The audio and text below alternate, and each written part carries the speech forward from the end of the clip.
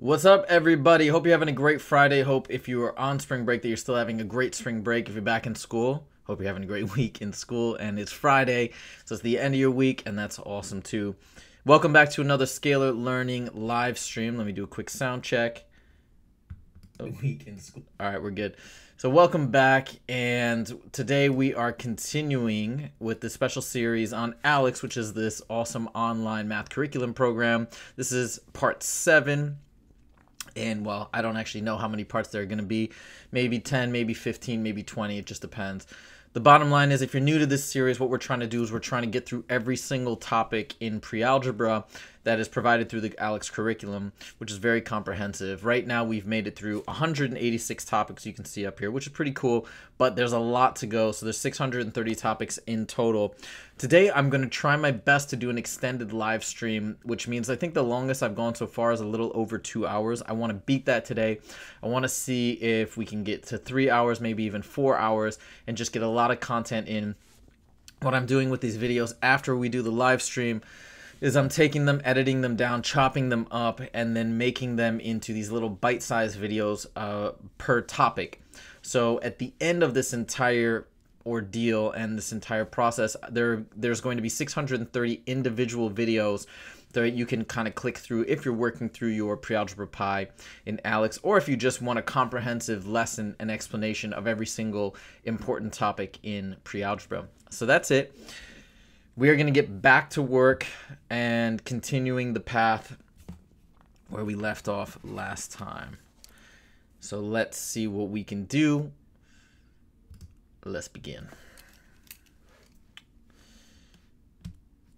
All right, range of a data set. So what is the range of a data set? Range, you all instinctually know what range is. If you ask me, if I were to ask you what is the price range of a video game, you'd say, well, somewhere between $2 and $100. You instinctually know what to say. So what are you saying? You're listing the lowest value and the highest value of that item.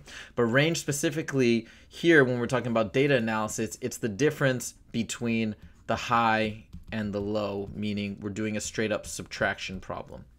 So we said a veterinarian treated 7 dogs. The list gives the weight in pounds. So if we want the range, we take the highest value, which is 41. Oh no, sorry, which is 62. And the lowest value, which is 6, and we subtract the 2, and we get 56. Oops, 62. Oh, shoot. My bad. First one of the day wrong. It's 6. The lowest value is 5. I didn't even see that. So 62 minus 5 is 57. My bad. All right, starting off a little bit on the wrong foot, but that's all good. That happens. This is live, and I'm doing these questions in real time. So mistakes are going to happen. Recent survey, let's do the same thing here. So again, when we're talking about range, we're talking about the highest value minus the lowest value. That gives us our range. So it says in a recent survey, we've got the number of hours they work each week. Here are the responses. We got to identify the highest value, which is right here, 52. That lowest value, let's be very careful here, and it looks to be 34. It doesn't matter that there's duplicates. We just put down 34. So 52 minus 34 is just 18. And next problem. We need to find the highest value, subtract the lowest value. The highest looks to be 36. And the lowest value is 19, and the difference there is 17. Right? All right, cool. Topic 1, done. Hold on. Ow. Crack my knees.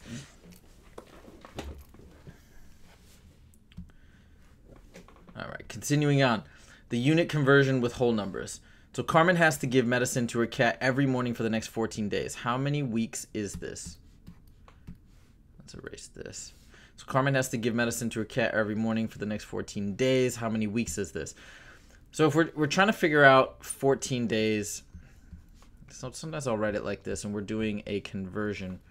So we need to convert days to weeks. So the way we can do that is we multiply by a conversion proportion. So we want to move away from days, so we put days on the bottom over here, and we want to move towards weeks, so we put weeks up top. All right, so why do I set it up like this? Because just like we can cross off common factors, we can also cross off common units in these fraction multiplication problems. But the key part is this. This has to be an equivalency, meaning this fraction has to be equal to 1. So we need to choose values of days and weeks that are equal to each other, right? Because we want like 4 over 4 is 1, 10 over 10 is 1. Any number over itself or any value over itself is just equal to 1. These are different units, but that's okay. We write it like this. Let's say I put 7 days here. Well, how many weeks is equal to 7 days? 1. Now we've got, even though this is 1/7, this is an equivalency, and this is allowed. And now we cross off our days, and we multiply across. We could actually cross simplify first. 14 and 7 can both be divided by 7, so it's 2 and 1. Now we multiply across. 2 times 1 is 2 over 1, which equals 2 weeks. Now you might say, well, duh, 14 days is obviously 2 weeks, but as the problems get more complex, this method comes in handy. Next one. Bob finished a race in 5 minutes. How many seconds is this? So we got 5 minutes over 1 times our proportion. We've got minutes on the bottom and seconds, what we want to go to on top. How many seconds equals 1 minute? 60. Cross cancel minutes and then do the multiplication. 5 times 60, 1 times 1. We get 300 over 1, or just 300 seconds.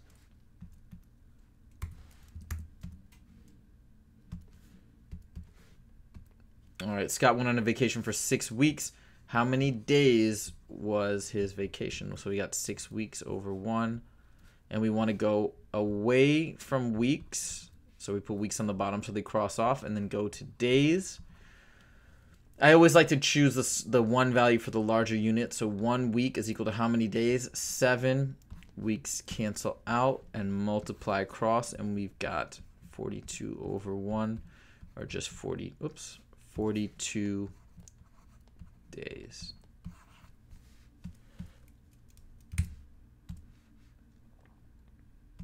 All right, cool. Uh-oh. Oh, wait. When knowledge check. Do I have to do this now? I think I can ignore this. Okay, cool.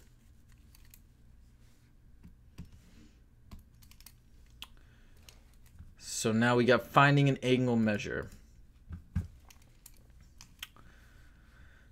Angle JKL is a right angle. So this whole thing right here means it's 90 degrees. That's what a right angle is. This little angle here is 55 degrees. What is the angle of this?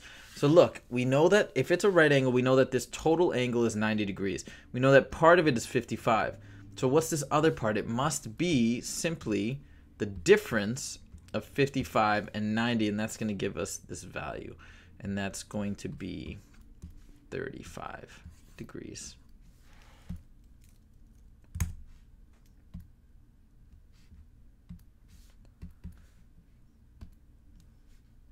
All right, now this is a straight angle. It's important to know what is a straight angle. That's a 180 degree angle. So if the total is 180, this little part here is 55. This is the remaining part. It's again a subtraction problem. 180 minus 55 is going to give us our answer. So it's 125.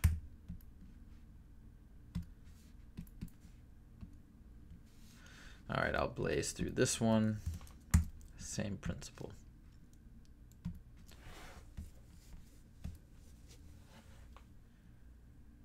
All right, plotting fractions using a number line. So we want to plot 3/8.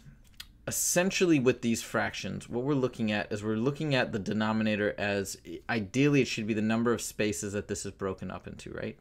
So let's make sure that's true. Not dashes, we're not counting the dashes, we're counting these spaces. So we got 1, 2, 3, 4, 5, 6, 7, 8. So that's true. And we want 3 out of 8. That means we want to move out 1, 2, 3 spots. So it's right here. Same thing here, 5, 6. Let's just verify that we've set up 6 spaces in between 0 and 1. 1, 2, 3, 4, 5, and 6. And we want to move out 5 of those spaces, 5 out of 6. So it's 1, 2, 4, 5, 5 out of 6. Did I get it? Yeah.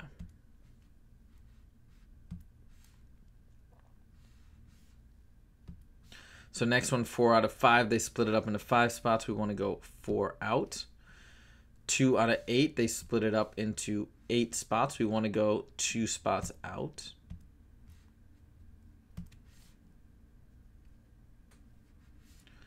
All right, last but not least, 1, 6. So we split it up into 6 spaces. We want to go 1 spot out. Split it up into 5 spaces, and we want to go 2 spots out. 1, 2, just like that.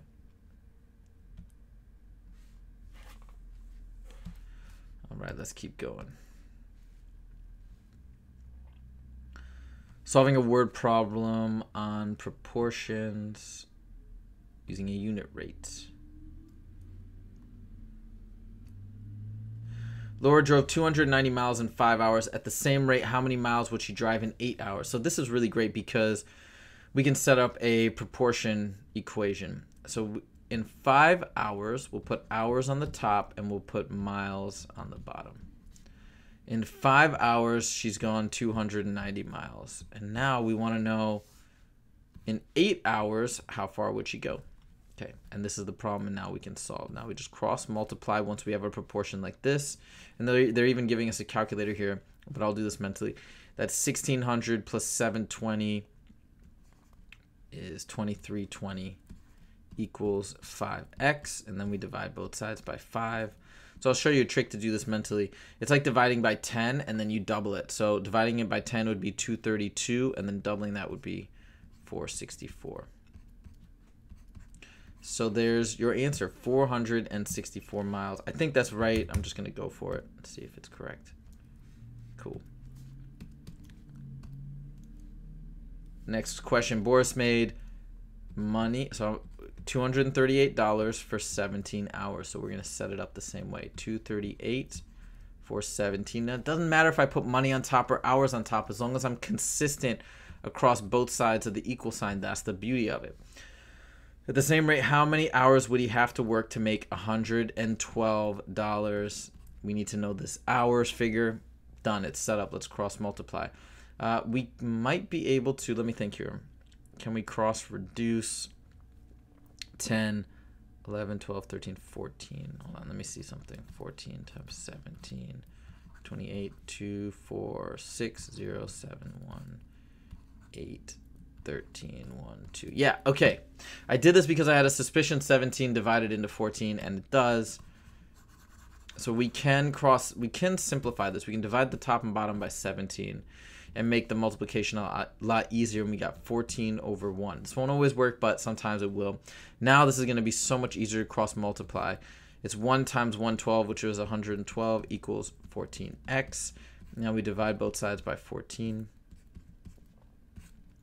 And I believe this is 8. X equals 8 hours.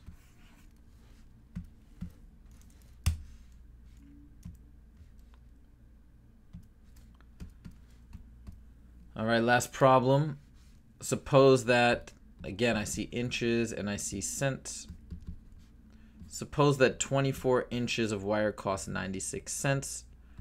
At the same rate, how much in cents, I'm trying to find the number of cents, will 18 inches cost?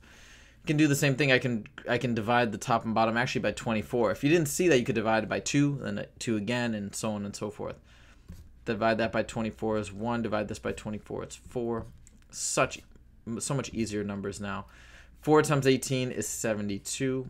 1 times x is x. X equals 72 cents.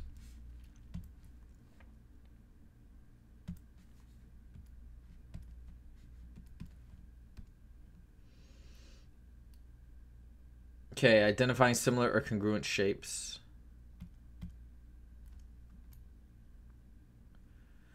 On a grid. Okay. So what's the difference between, so I talked earlier about congruency. Congruent is another way of saying equal, really, is the way you want to think about it. So if two shapes are congruent, they're the same, they're exactly equal.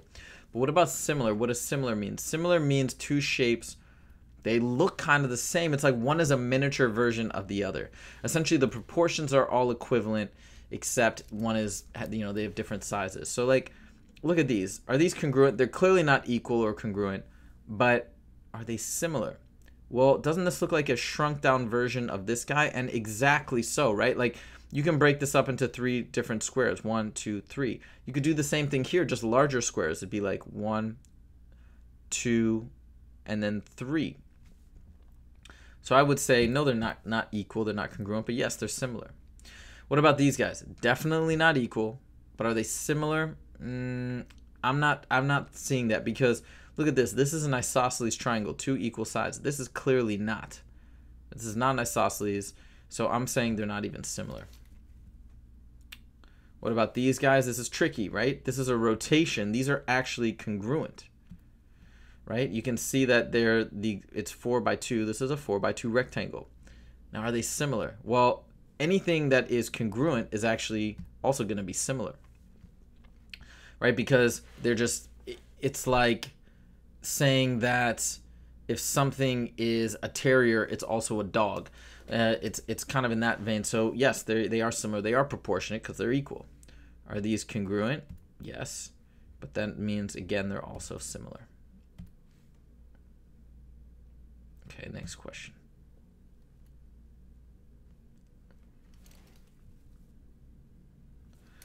Are these congruent? Yes, clearly they're the same shape. One's just rotated, therefore also similar. Yes, these are both congruent. No, these are not congruent. Yes, they're both similar because they're both squares. All squares are similar.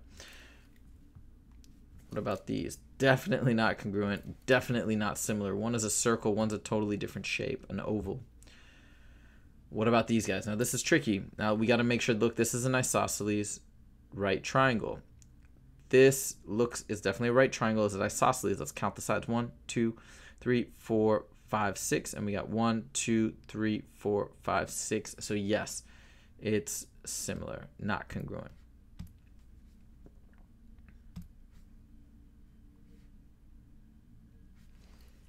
Okay, let's blaze through this one. Oops. No. Yes.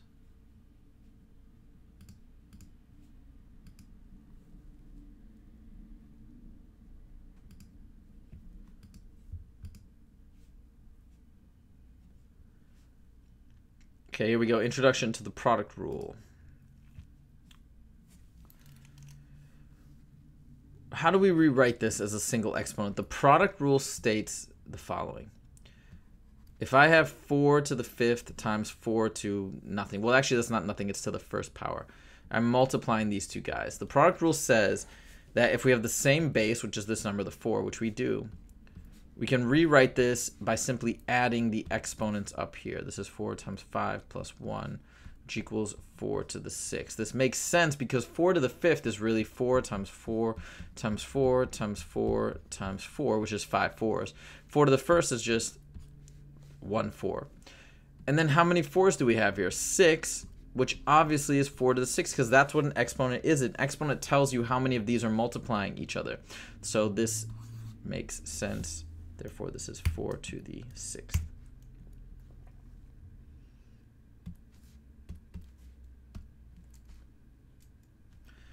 Eight to the 4th times 8 to the 3rd equals, the product rule says we add these exponents and we get 8 to the 7th.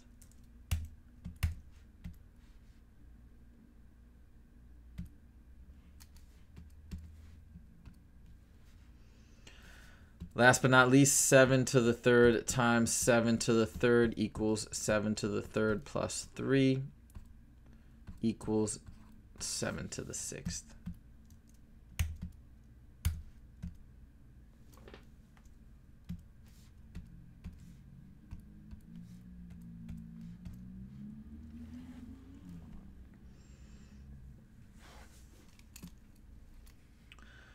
Okay. We are approximating a square root with a calculator. Use the ALEKS calculator to approximate the square root round to the nearest hundredth. This is straight up plug and chug. We take the square root of 62,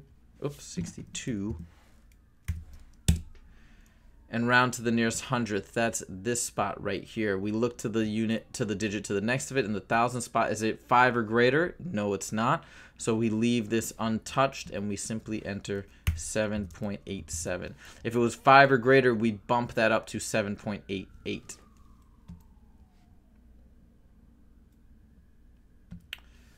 Next problem. Square root of 13.5. Round to the nearest hundredth right here. Again, we got a 4 in the thousand spot, so that doesn't affect the hundredth digit. And we've got 3.67.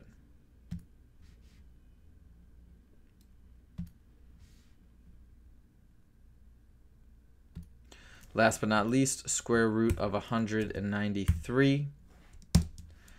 And we've got 13.892. Again, the thousand spot is less than 5.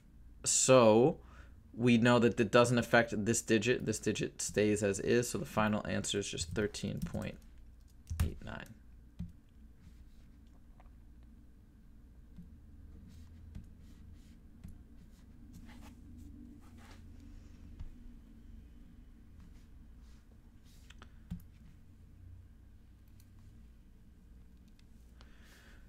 Constructing a two-way frequency table.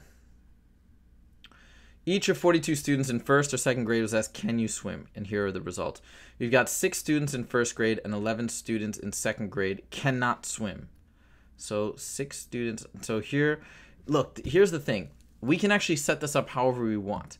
You want to choose first grade and second grade here, that's fine, but just be consistent in this column. Now, since we've chosen first grade and second grade here, we can't choose them up here. Now we're going to choose can swim and cannot swim. It doesn't matter. You can flip this around however you want.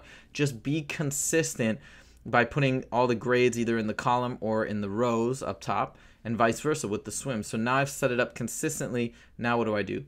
6 students in first grade cannot swim. So first grade cannot swim, and 11 students in second grade cannot swim. You see how this is that intersection of first grade cannot swim, 6. Second grade cannot swim, 11.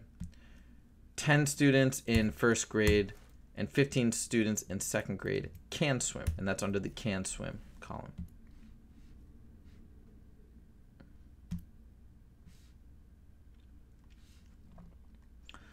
All right, next we've got cat and dog owners, and then we got dry food and wet food. So I'm going to put the dry food up here, or the foods up top, and the cat and dog down here.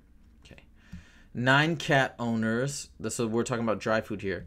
9 cat owners and 13 dog owners chose dry food. 10 cat owners, again, cat and wet, and 12 dog owners, dog and wet, chose wet food.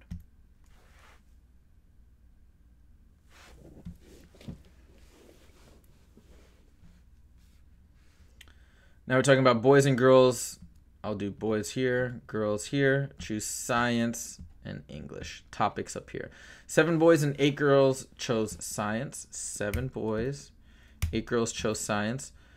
13 boys and 11 girls chose English.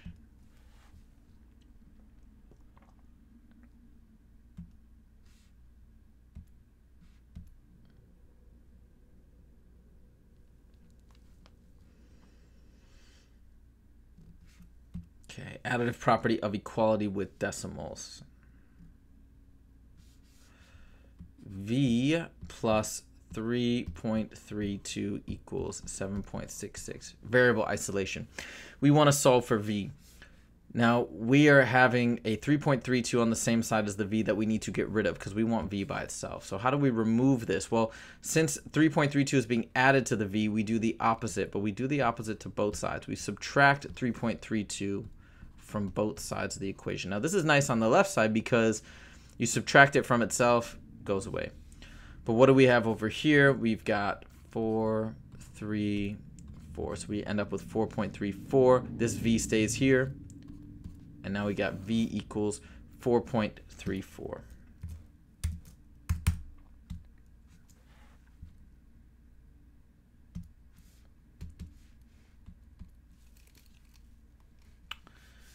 Next problem, u minus 1.8 equals 3.7. So what do we have here? We have u subtracting 1.8, or really if you want to think about it, it's being added to a negative 1.8. Now how do we get the opposite or remove this 1.8? We've got to add a 1.8 to both sides. 1.8 with a negative 1.8 will cancel out. So I'm going to add this to both sides. These guys cross off because they're opposites. These guys combine to become 5.5. And there we have it. U equals 5.5.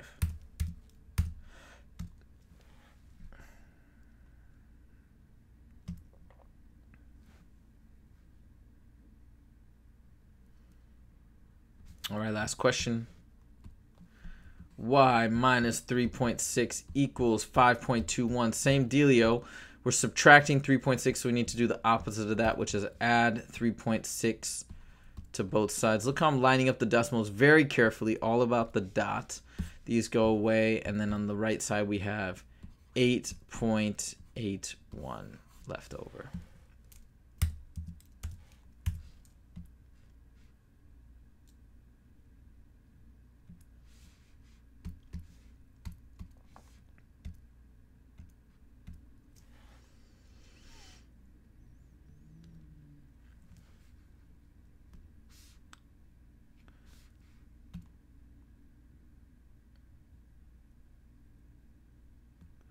All right, choosing metric measurement units. Fill in the blank below with the correct units. Latoya drank about 200 blank of juice with lunch. So let's look at these metric units. We've either got milliliters or liters. So let's think about this. What is a liter? Sometimes you may find a beverage that you would go, I mean, you could order like a liter of cola. It's pretty big. You know, a liter is a fairly large amount of liquid to drink. So if we're talking about, it might take 2 or 3 sittings, something like that. 2 or 3 sittings to drink a liter of water. 200 liters of water, therefore, that is impossible. 200 milliliters to do that with lunch. 200 milliliters, however, that's about 1/5 of a liter. So it's much, much smaller. Milliliters is like 1,000th the size of a liter. So that makes sense. The mass of the baseball was about 145. Now, if I chose kilograms, this is equivalent to about 300 pounds. All right, so obviously that's ridiculous. 145 grams obviously makes way more sense. A gram is 1,000th of a kilogram.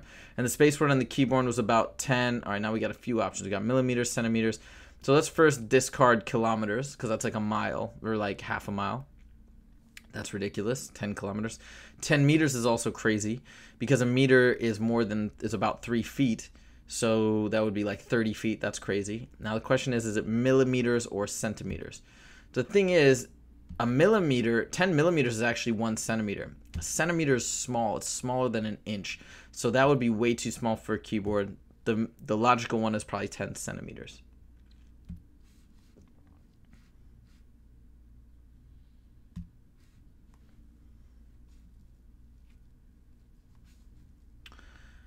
Raina poured about 10 liters, would be massive for medicine, probably milliliters. Teresa's desk is about 1, not millimeter, that's tiny. Centimeters is tiny. Meters, yeah, probably. Kilometer, ridiculous, because that's, again, about a mile or close to a mile. And then Henry's refrigerator has a mass of 75, not grams. Grams would be so tiny, because, again, 1 kilogram is about half a pound, so that doesn't make sense. 75 kilograms.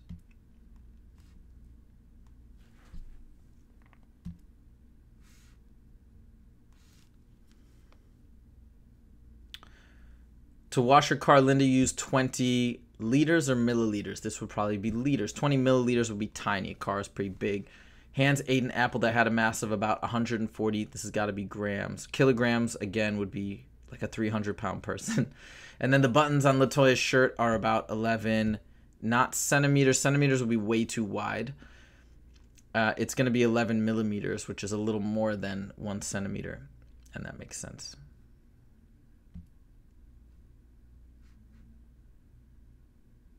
All right, let's keep going.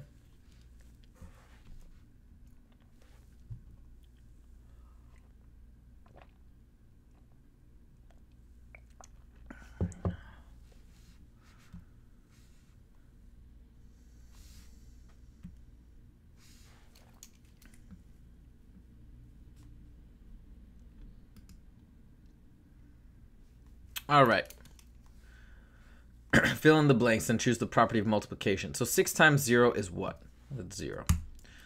What do I put out here to make this true? All these numbers have to match up. So we've got a 3, a 2, and a 5 on the right. Just know that a 3 has to go here.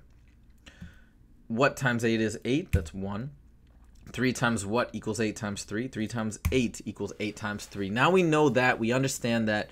We can recognize that this is all true. But now let's figure out what properties are represented where.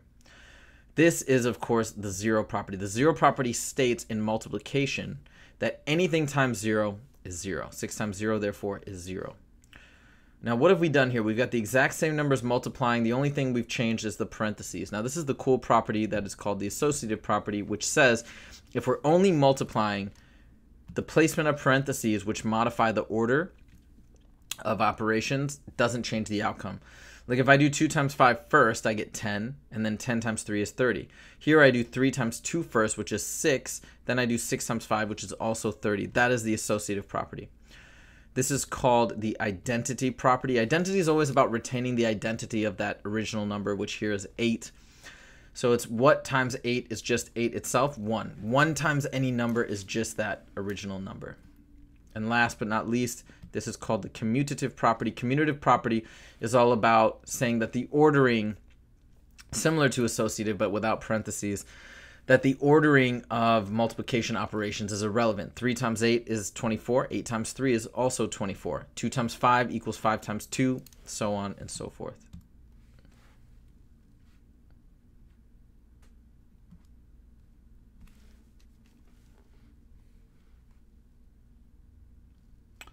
All right, let's fill these in. 4, 5, 8. So 4, 5, 8. 7, 4, 7, 7, 4. 1 times 8 equals 8. 6 times 0 equals 0. Again, when the parentheses are being manipulated, that's associative. Ordering, not having an effect, is commutative. This is identity. Anything times 1 is itself. And this is 0 property.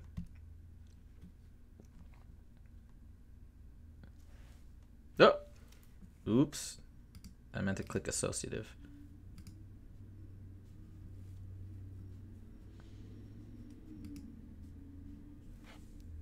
All right, that's going to set me back. I'm going to go real fast through this one then. 4, 0, 1. 4, associative, 0, identity, commutative, right? Associative. Okay.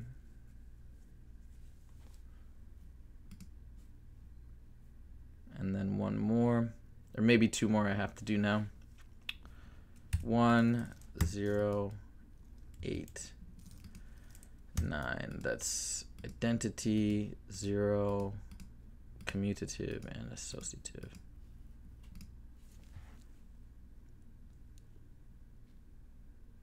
Sweet.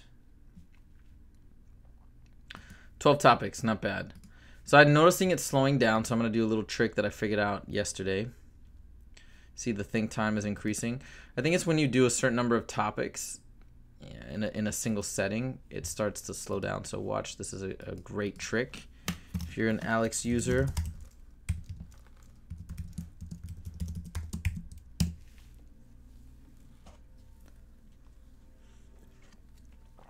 okay.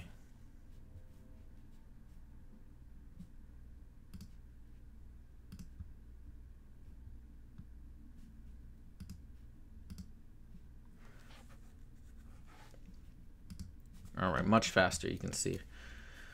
Identifying solutions to a linear equation in one variable, 2-step equations. For each value of x, determine whether it is a solution to this. Now, with a linear equation, we only have one solution. So let's identify, well, this is a linear equation with one variable, so there's only one solution. Let's identify that solution by doing what? By isolating x.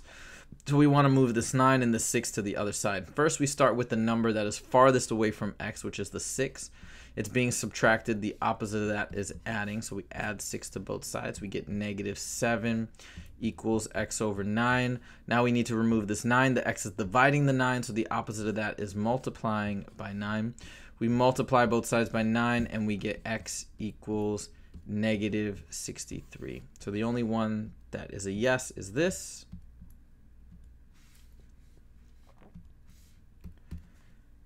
Next question. Let's solve for u. I could do one of two things here. I can distribute the 2 and then isolate, or I can straight away get rid of this first, and that's what I'm going to do. It's faster. 2 is multiplying this entire quantity, or -2. So I'm going to divide both sides by -2. And we get u plus 4 equals -6 divided by -2 is 3.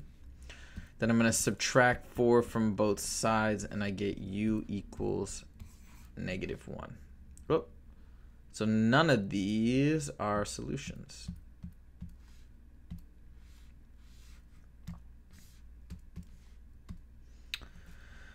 Last but not least, 2x plus 7 equals -9. So let's isolate x, subtract 7 from both sides. 2x equals -16.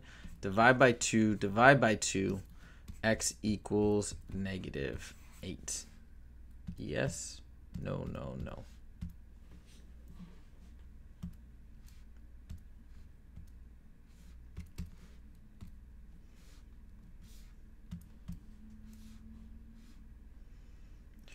Okay, we got ABC and XYZ are similar. Find the missing side length. So we've got similar means, again, they're proportionate, meaning that there's a relationship from this triangle to this triangle. There's a constant ratio for all the sides. So look, we can look at the associated sides. 15 is associated with 5, right? A, B, C, X, Y, Z. That means AB links up with XY, BC links up with YZ, and AC links up with XZ, and you can kind of see that. That looks like the case. So therefore, 15 over 5. What happens if they're similar is the ratio of all the related sides are all equal. 15 over 5 equals 24 over 8 equals 18 over x. Right? I'm always doing the bigger one over the small.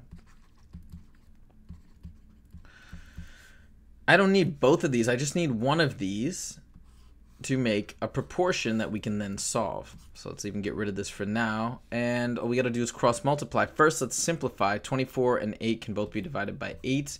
And we get 3 over 1. Cross multiply. I've got 3x equals 18. Divide both sides by 3. And we've got x equals 6. So that's what this value is. All right, now I'm going to do it a little bit faster. We're trying to find this side, which is related to 2. So it's 2 over x. I'm doing this time small over big. 2 over x equals 5 over 40. I could have done 3 over 24 as well, but I chose 5 over 40.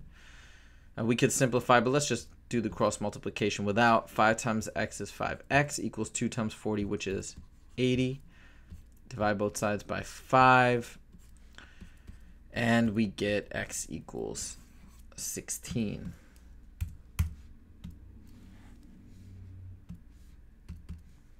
Cool. Next we have this triangle, right? So let's do it again.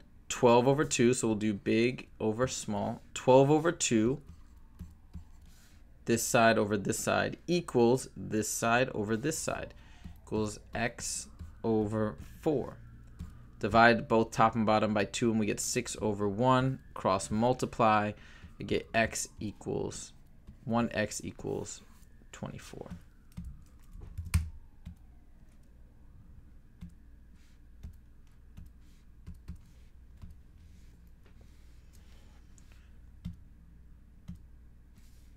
Finding a percentage of a whole number. Use the ALEKS calculator to find 49% of 60. Do not round your answer. All right, this is really cool.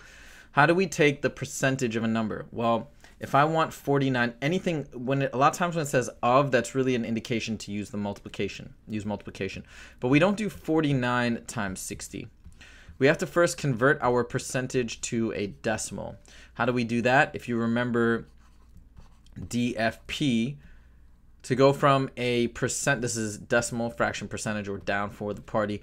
If we go from percentage to decimal, we go once, twice. We move the decimal twice to the left. So let's just move this decimal once, twice to the left, convert it to a decimal. Now it's 0.49, and then we carry out the multiplication. So let's use the ALEKS calculator. So we got 0.49, oops, 0.49 times 60.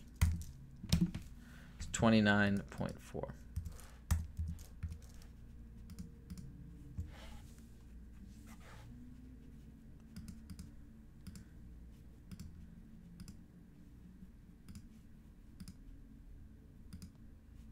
All right, next question. We've got 4% of 24. Same thing. How do we convert this percentage to a decimal? Move the decimal point once, twice. So that becomes 0.04 times 24. 0.04 times 24. The other good thing about the ALEKS calculator, you can copy and paste if you want. Yeah, does that sound right? That sounds right.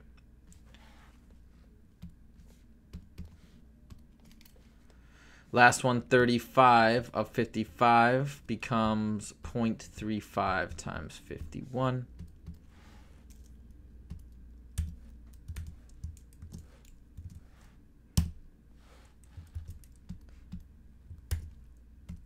There we go.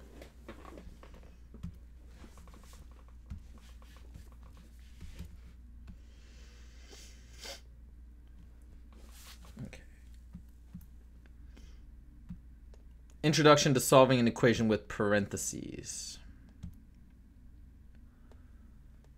Okay. Now there's two ways to do this. We can distribute and then solve it that way, but instead, if you see that everything is kind of done on, there's just a number here. 3 is multiplying the entire side. I can go ahead and make this much easier, and I can divide this entire side by 3, divide this entire side by 3. That's only because the 3 is multiplying everything over here. It makes it very easy to do this. 3 over 3 goes away to 1. 21 over 3 is 7.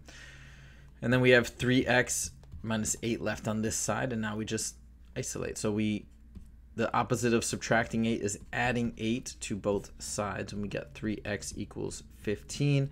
And then to get rid of this 3, we divide both sides by 3. Because it's multiplying, we do the opposite. X equals 5.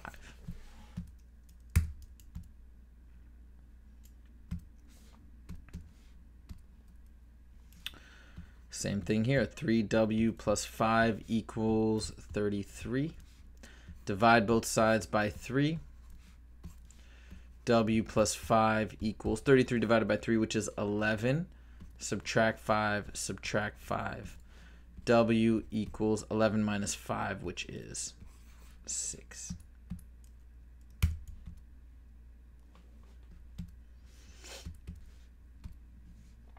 Last but not least, 2 times 4w minus 7 equals 66. How do we get rid of this 2? We divide both sides by 2, and we get 4w minus 7 equals 33. Add 7 to both sides. We've got 4w equals 33 plus 7, which is 40. And then we do the opposite of this multiplication, which is divide both sides by 4. And we get w equals 40 divided by 4, which is 10.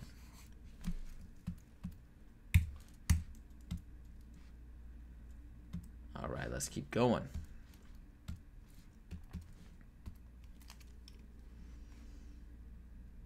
Scientific notation. Write this in standard notation. So this is in scientific notation. Scientific notation is where we have one digit in the whole number place, and then we can have like 2, 3, whatever. Everything after that has to be placed after a decimal. And then we multiply it by some power of 10. Okay, in this case, it's 10 to the second. But it's not 8.23, they just have 8. They have nothing after the decimal because presumably it's just 8. If they wanted to, they could say 8.0, but we'll presume that's all it is. So how do we turn this back into standard notation? We just carry out the multiplication problem. First of all, what is 10 squared? It's 100. And what is 8 times 100? That's 800. The shortcut to this is we look at this number right here, and we look at that exponent. and we say, oh, it's a 2. Well, that means we're just adding on 2 zeros to that 8. That's the shortcut. So it's 800.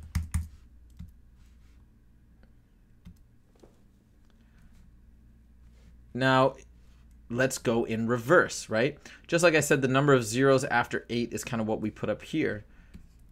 Now we've got 700,000. How many zeros do we have? 1, 2, 3, 4, 5. Therefore, if we want to chop it off here and just have one digit, one whole number, times 10 to some power, what's the exponent for the 10? The number of zeros we have here, which is 5.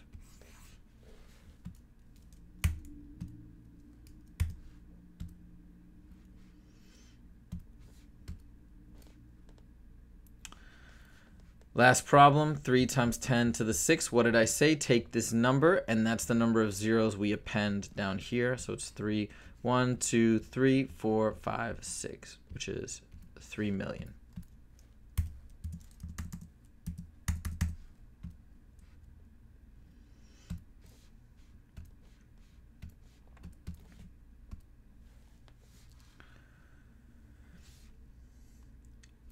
All right. Acute, obtuse, and right triangles. So what are these, first of all? An acute triangle is any triangle where all 3 angles are less than 90. So it could be like 60, 50, 70, whatever. They all have to be less than 90. This is acute. Obtuse is one angle is greater than 90 degrees. Doesn't matter that the other two have to be less than 90, but let's say this is 130. And this is 20 and 30, something like that. So that's obtuse.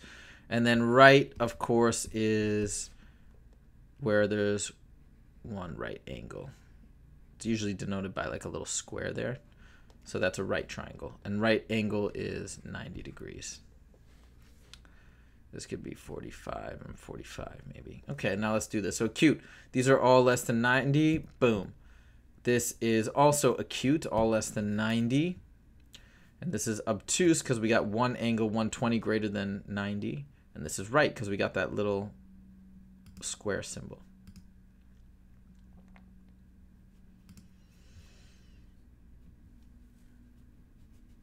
Next, this is right because we got a right angle up here. This is acute. This is also acute. All are less than 90. And this is obtuse.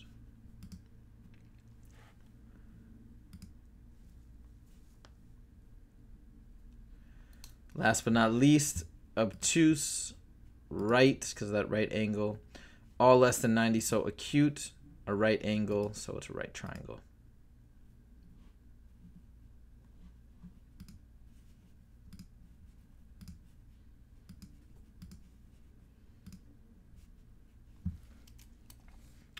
Find the value of x. Okay, how do we find the value of x? Well, this comes down to a singular rule for all triangles. All the angles add up to 180 degrees. This is true of any triangle. So the 3 angles are x, 56, and 46. And I'm telling you that they all add up to 180. Now we can solve for x. 56 plus 46 is 102. And now we just solve for x by subtracting 102 from both sides. X equals 78.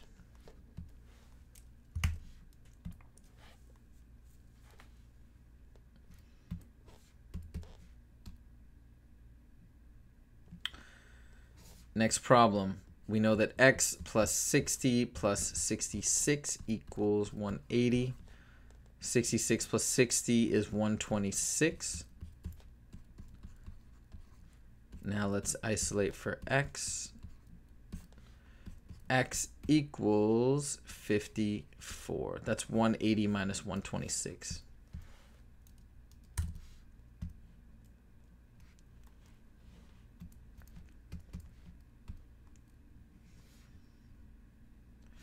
Last problem.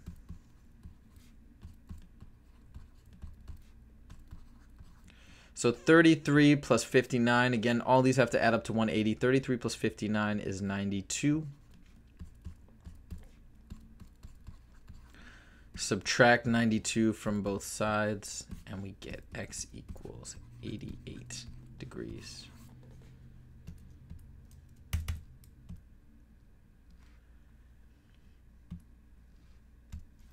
Okay.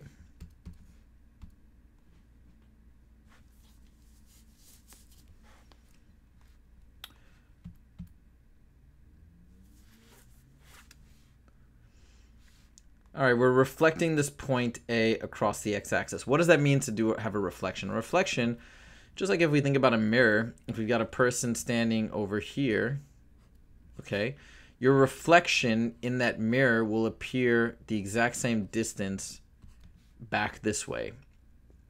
So this distance here is going to equal this distance here. So it's like a reflection of this point across this thing will be over here, and so on and so forth. So what are we talking about here? They say a reflection across the x-axis. Here's my x-axis. Therefore, this should be equidistant from the x-axis here, and the reflection should be equidistant in this way. So we kind of look and say, oh, well, it's 8 up, so now we got to go 8 down from the x-axis, and there's your reflection.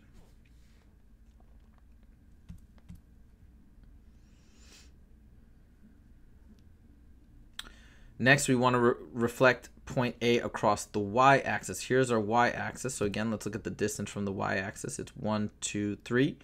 So the reflection will be 1, 2, 3 on the other side.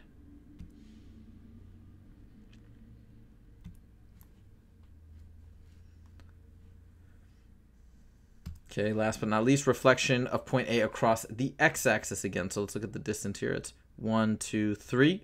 Therefore, we go 1, 2, 3 down, and there it is.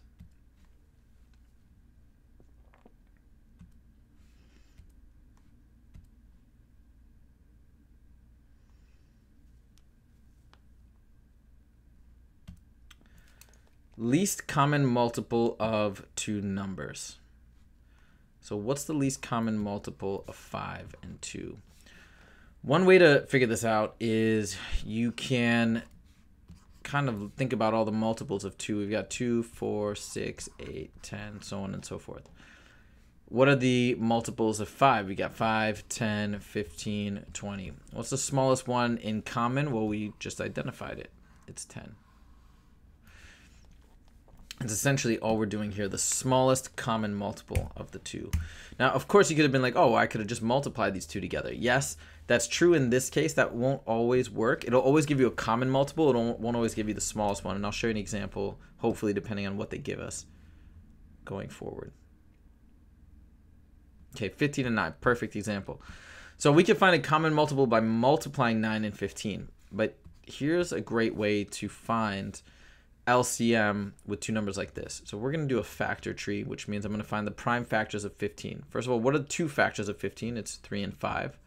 Those are the prime factors because they're both prime numbers. What about 9? We've got 3 and 3, also both prime numbers. Now that we have this prime factorization done, we can look across and see what's common. Well, what's common between the two? One set of 3s. We don't take this one, we just got one pair. So we take that pair and we say, okay, we got a 3. And then we take what's left over. We got another extra 3 and we got another extra 5. Now we've got all these unique factors. We multiply them together and we get 45. And that will always give you the least common multiple, or LCM.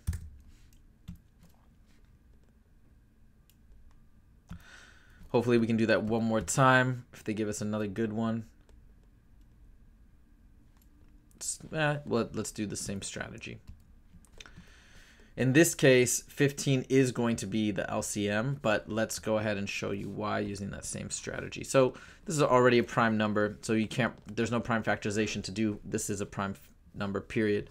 This one we can break down into 3 and 5. Now let's look across these two numbers and we see, oh, well, we have 1 5 in common. And then we have one remaining 3 in common. And we multiply them together like we did last time and we get 15. And that's okay. One of the numbers itself can be the least common multiple of the two.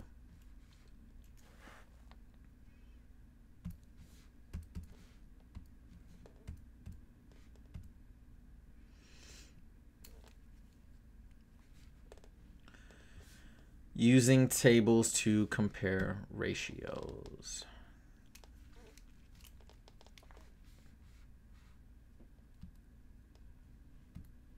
Jessica owns 3 restaurants. The table below shows the number of customers served by each restaurant and how much time the total service took. So this is the time, and this is how many customers she had. So you can see that the time goes up based on the number of customers roughly. Write down the time it took per customer for each restaurant. Then determine which restaurant served the fastest. So the time taken per customer for the first restaurant. Whenever we have a question that asks per something, whatever number comes after the word per, we're dividing by that number. So in this case, we want time per customer for the first restaurant. So that means we do time of the first restaurant divided by the number of customers, which is 8. Time taken per customer for the second restaurant, that's again 90 divided by number of customers, which is 10, which equals 9. Last one is 36 divided by 6, which equals 6. So we've got 8, 9, and 6. Which restaurant served the fastest? The one that had the lowest time per customer, which is 6 minutes, which is the third restaurant.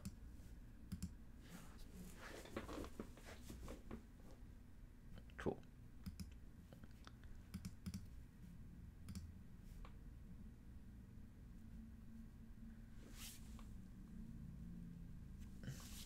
A factory tested 3 machines that make widgets. The table below shows the number of widgets each machine made and how much time it took.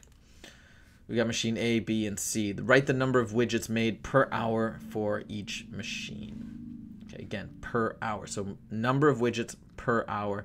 Widgets divided by hour. So we got 50 divided by 10 equals 5 widgets per hour. 24 divided by 6, which equals 4 widgets per hour. And 27 divided by 9, which equals 3 widgets per hour. Which one is the fastest? Clearly machine C, because it's the... Oh, no, I'm sorry. This is different. So select the machine that is the fastest. So now we want to go the other way. In terms of the fastest, it's which one created the most widgets in the least amount of time. This one does 5 widgets in 1 hour. So machine A is the fastest.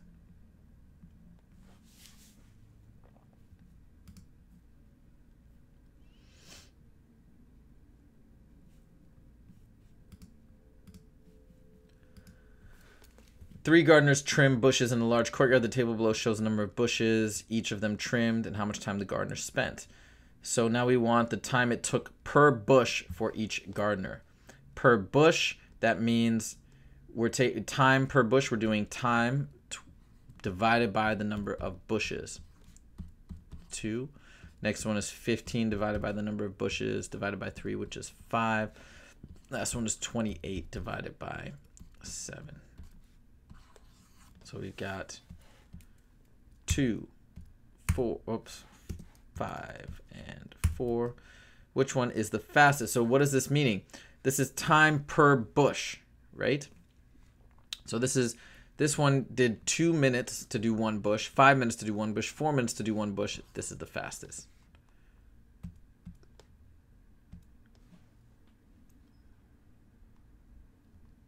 Okay.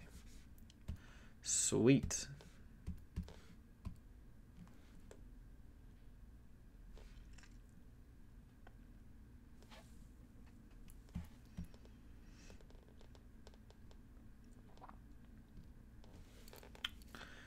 Here are some facts about units of volume. So they give us all these equivalencies between fluid, ounces, cups, pints, quarts, and gallons. And we need to now fill in the blanks. So let me show you how to do this.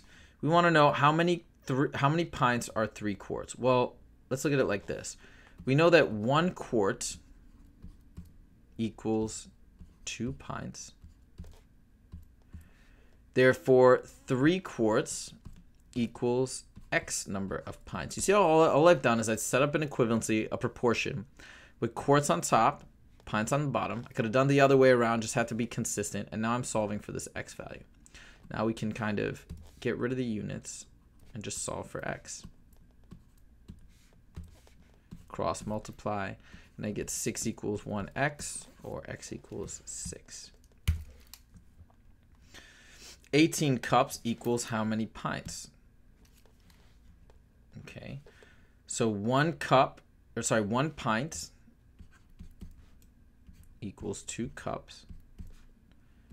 X pints equals 18 cups. And then we cross multiply. 18 equals, let's get rid of these units. 18 equals 2x. Divide both sides by 2 to get rid of that 2. And x equals 18 divided by 2, which is 9.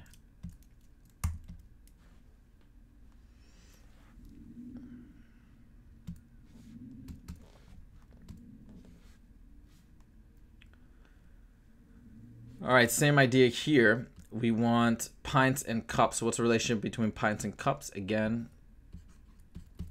we have 2 cups equals 1 pint. We have 6 pints equals, we don't know how many cups. Let's cross multiply and we get x, 1x equals 12. And now we want quarts and gallons. Quarts, gallons. And I know that 4 quarts equals 1 gallon. 20 quarts equals x number of gallons. Cross multiply, we get 4x equals 20. Divide both sides by 4, and we get x equals 5.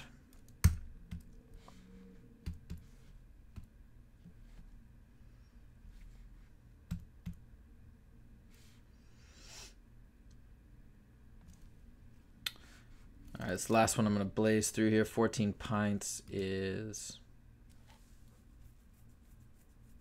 7 quarts. 2 cups is 16 fluid ounces.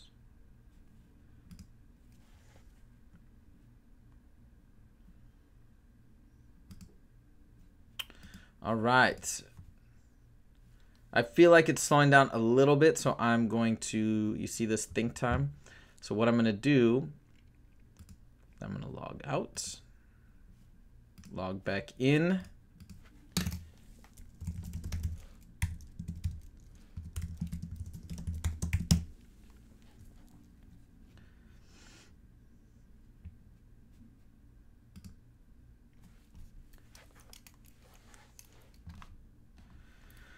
Okay, for each pair of figures below, choose how they are related. Okay. All right, so we have translation, reflection, rotation. So I'm going to explain as we go along.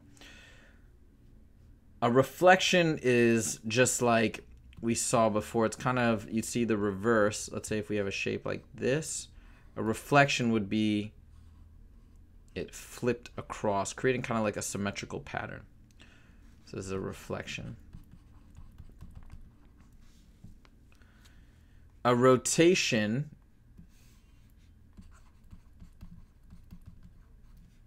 is kind of like this. If we have a shape like this,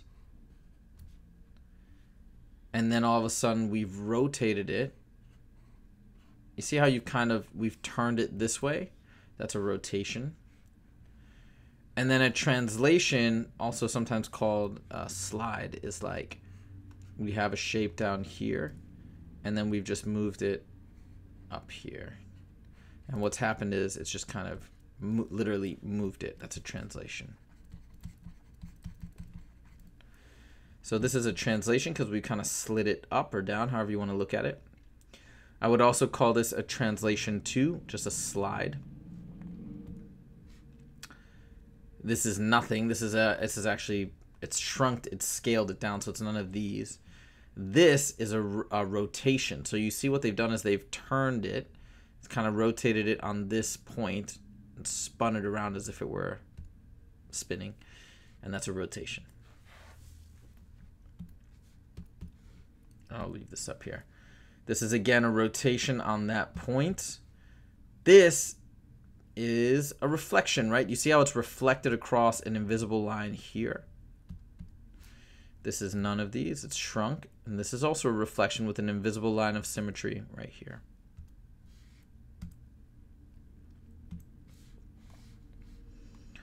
This is a translation. It just slid that way.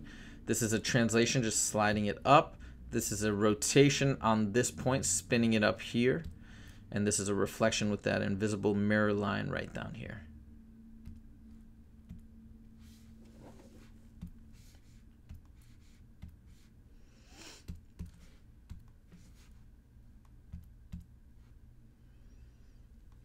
Peaceful Travel Agency offers vacation packages. Each vacation package includes a city, a month, and an airline. The agency has 2 cities, 2 months, and 3 airlines to choose from. How many different vacation packages do they offer? All right, so this is the counting, introduction to the counting principle. Here's the short answer of how to do this. So we can, each time we get a city, a month, and an airline. We've got 2 cities to choose from, 2 months to choose from, and 3 airlines to choose from. The short answer is, if we can have, everything is going to be 1 city, 1 month, 1 airline. Since we have 2 possibilities for city, 2 possibilities for months, and 3 possibilities for airlines, the total different amount of packages can be found by multiplying these 3 total values together. 2 times 2 is 4, times 3 is 12. So there are 12 unique options.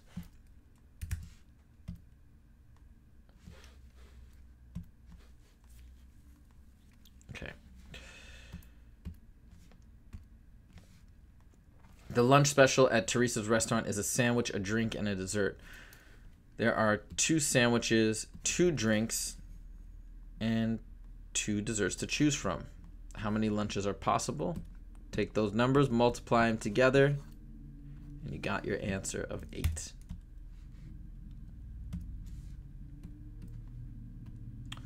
The Hernandez family is selecting a furniture set. The furniture has a bed, a desk, and a dresser. There are 2 beds, 1 desk, 2 beds, 1 desk, and 5 dressers to select from.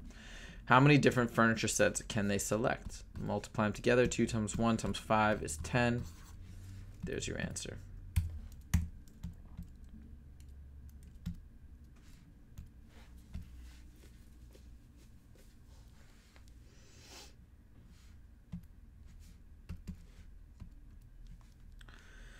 All right, division of a decimal by 2-digit decimal. So here is the way we're going to set this up. 7.1 divided by 0.45. The rule of thumb is we have no decimals in the divisor. So I'm going to move that decimal until we are all the way to the right of all these numbers. But then whatever I do here, I have to do the same movement here once, twice. Fill in that empty spot with a 0. And this is the new position of the decimal, not this. I'll put a 1 0 here for good measure. My decimal, my answer is going to go up here, not here. And now let's do it. 45 goes into 71 once. 1 times 45. We subtract that is 26. Bring down the 1. 45 goes into 261. 2, 4, 5 times, I think. That's 225. Subtract 6, 3. 36, bring down the 0. 45 goes into 360 exactly 8 times. Because 90 goes in 4 times, so it's half of 90. So this is doubled, so it's 8. And we're done. We have no remainder. The final answer is 158.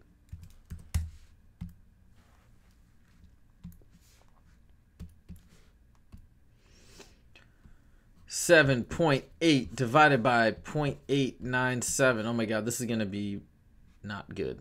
1, 2, 3.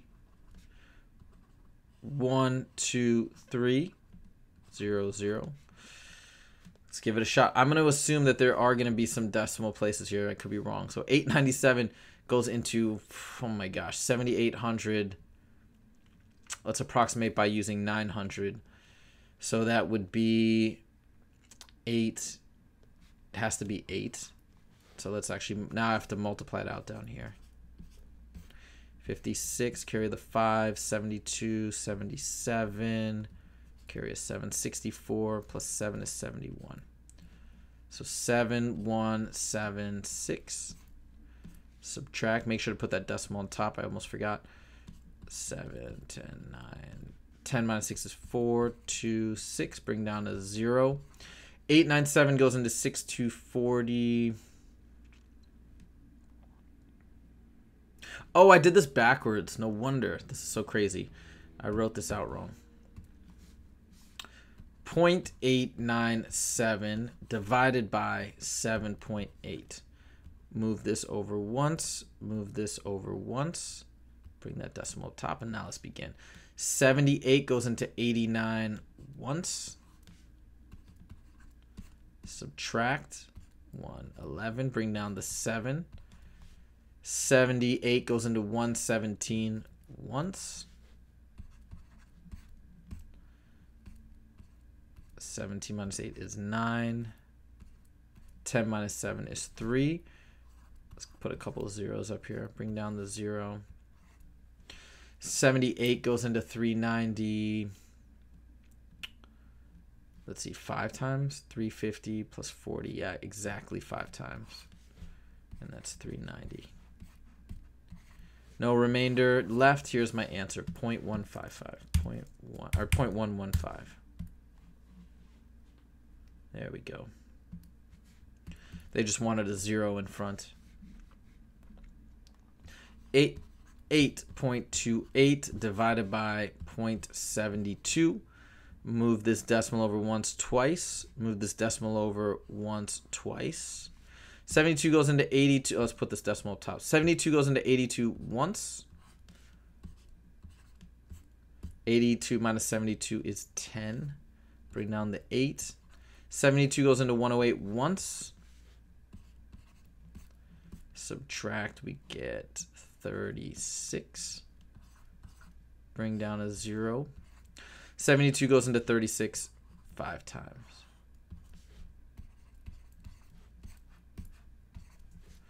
We got 11.5. Whoops. Did I set it up right? Yes. All right, sweet. Let's keep going.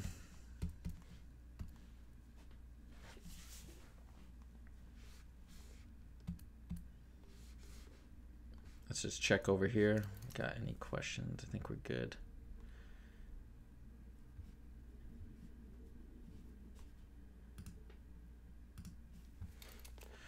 Write the ratios of fraction in simplest form with whole numbers in the numerator and denominator. So we're simplifying a ratio of whole numbers. With whole numbers in the numerator. Okay. So we always put that first number on the top, second number on the bottom. And then we simplify, meaning we look to see, can we divide the top and bottom by the same number? Yes, we can divide them both by 9.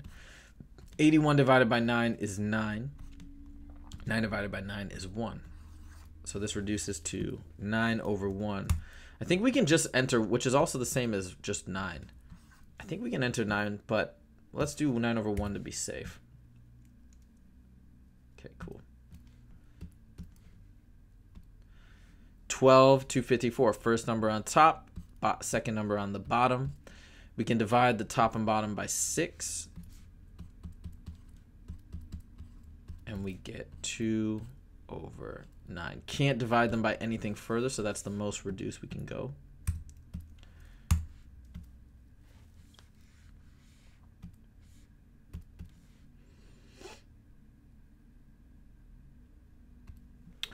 Write the ratio, same thing, 64 on the top, 24 on the bottom. We can divide the top and bottom by 8, I believe. And we get 8 over 3.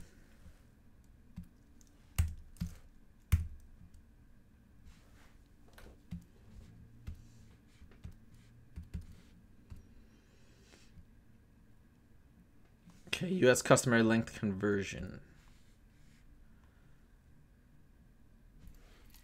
Here are some facts about units of length. So they give us the conversion between inches, feet, and yards. And then now we've got to fill in the blanks. So 6 yards equals how many feet? So again, I can set up a nice little thing like this, yards and feet, and set up a proportion. So we know that 1 yard equals 3 feet. And now we want to know 6 yards equals how many feet? And I got the proportion. Now we cross multiply and solve. And we get x equals 18.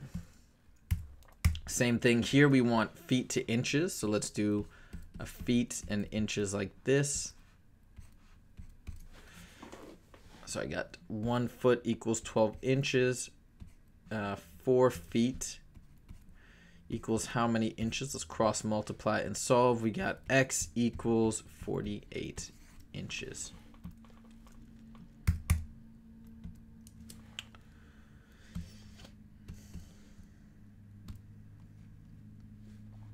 Same thing, feet to inches. Whoops. We've got 1 foot to 12 inches equals 9 feet to x inches. Cross multiply. And we got x equals 108. Here we've got feet to yards. And I got 3 feet equals 1 yard to 15 feet equals x yards. Then we cross multiply, 3x equals 15. Divide both sides by 3, and we get x equals 5 yards.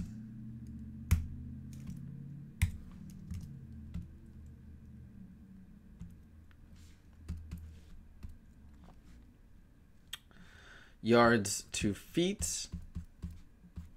1 yard to 3 feet equals 7 yards to x feet. Cross multiply, x equals 3 times 7, which is 21. And then we've got inches to feet. 12 inches to 1 foot equals 36 inches to unknown, or x. And we cross multiply, we get 12x equals 1 times 36, which is 36. Get rid of the 12 by dividing both sides by 12, and we've got x equals 3.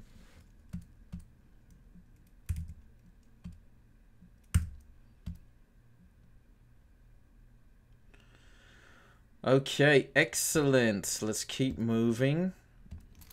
I'm going to take a stretch break. 1 second.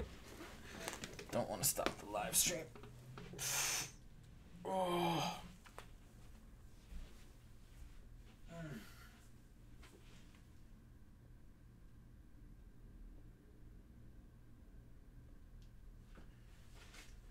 Okay.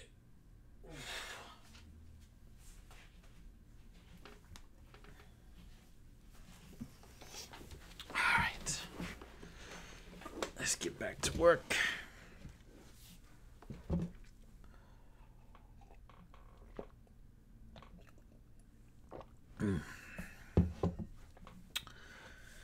Here we go.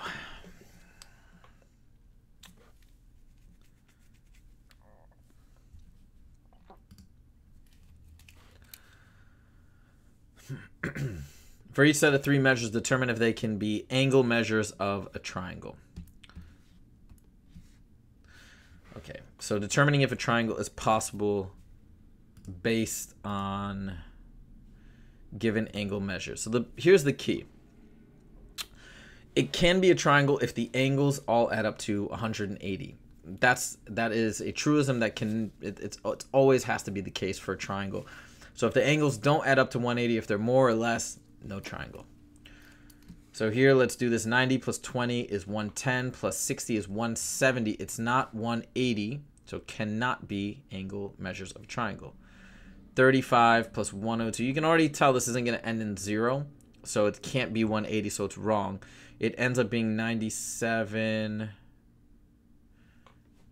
It ends up being 199, so no. 55 plus 55 is 110, plus 70 is 180, yes. And this is way bigger than 180. This is going to be 273, 304, so definitely not.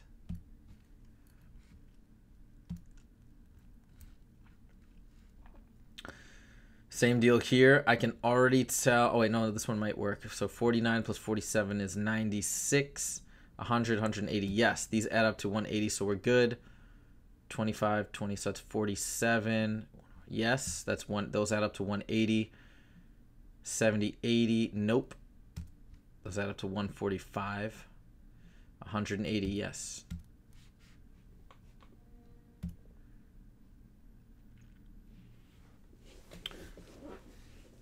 All right, 70, 45, 65. That's 110 plus 70 is 180. Yes. definitely way too small. Don't even need to add these up. 40, 164, 170, 180, yes. 90, 100, no, too small.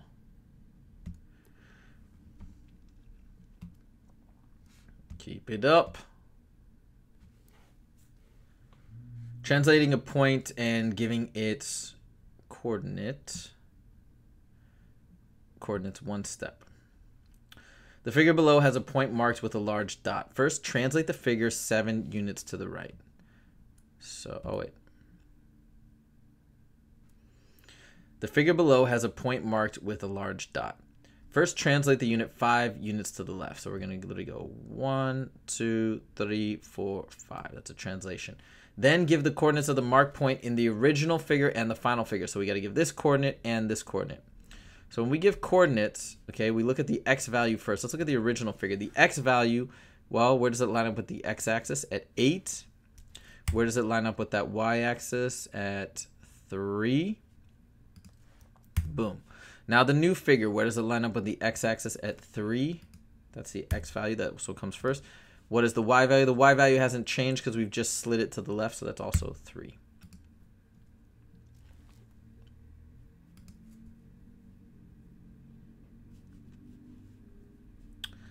All right, same thing. First, translate this guy 6 units down. 1, 2, 3, 4, 5, 6. And that makes sense. We're going from 7 to 1, so that's right.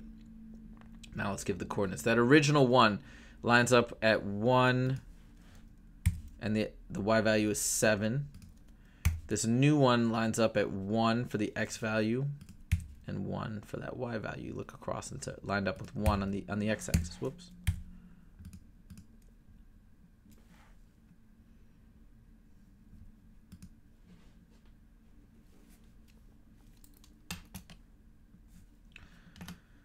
Okay, last one. Translate this figure 7 units up. 1, 2, 3, 4, 5, 6, 7. Now let's give the coordinates. The original figure lines up with the x-axis at positive 5, lines up with the y-axis at negative 6.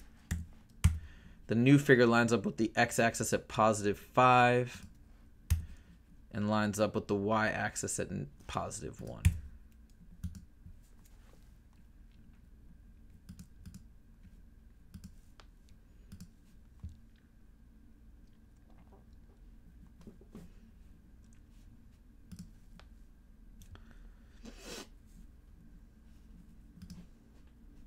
Oops, I forgot to, sorry, I thought I hit start or didn't hit start. Interpreting a tree diagram. A class is choosing a president, vice president, and a treasurer. There are 2 students running for president, Linda and Maria. There are 3 students running for vice president, Jim, Bob, and John. And there are 2 students running for a treasurer, Amanda and Jessica. Okay, so this shows all the possible outcomes. Use this to answer the questions. Now, what does a tree diagram tell us? Well, it tells us all the different paths we can get to our final outcome. Now, if you think about it, you can quickly figure out what are the total number of outcomes because we've got 2 options for this, 3 options for this, and 2 options for that last position. So if we want to know the total number of outcomes, we take those total values for each position, whoops, and we multiply them together and we get 12. And indeed, we get 12 outcomes here in this tree. 1, 2, 3, 4, 5, 6, 7, 8, 9, 10, 11, 12. Now, what we can say is these are all the different combinations or permutations of outcomes that we can have. We can have Linda as president, Jim as vice president, and Amanda as treasurer. We could also have Linda as president, Jim as vice president, and Jessica as treasurer, so on and so forth. This is every single possible arrangement that we can have. So how many total outcomes are there? Well, there's 12. How many outcomes have both Linda and Amanda being chosen? Well, that would be Linda in this, so it would be only in these top 6 include Linda, and Amanda would be the top of every one of these decision trees down here, these branches. So it goes 1, 2, and 3 with Linda and Amanda, so 3 outcomes there. How many outcomes do not have Jim being chosen? Okay, so everything that doesn't have Jim being chosen, look, this tree is all where Jim is chosen here and here. And this little branch is Jim being chosen here and here. Everything else is where Jim is not chosen. So that means we got 1, 2, 3, 4, 5, 6, 7, 8. And you can see the ones that I'm looking at, they just don't have gym listed. So there's 8 outcomes where gym isn't chosen. Okay, next question.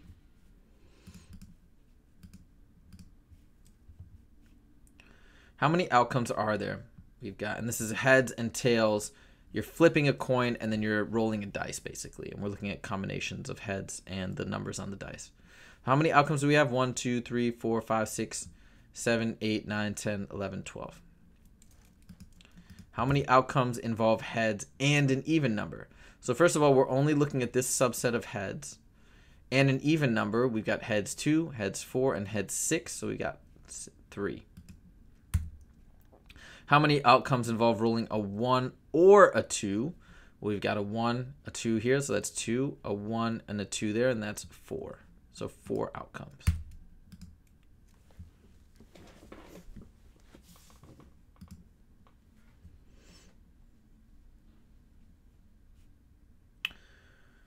Okay, so we got smaller, medium, different flavors of ice cream, and different toppings, cherries or nuts. And we get 1, 2, 3, 4, 5, 6, 7, 8, 9, 10, 11, 12 outcomes. So how many total outcomes are there? 12. How many outcomes have chocolate or strawberry being chosen? So chocolate, strawberry, chocolate, strawberry. So it's going to be all these 4 here have chocolate and strawberry. These 4 here have chocolate and strawberry, so a total of 8. How many outcomes have both vanilla and nuts being chosen? So vanilla is down here and nuts is down here. So we got one option where we have vanilla and nuts, another option where we have vanilla and nuts. So just 2 outcomes there. Cool. Let's keep it going.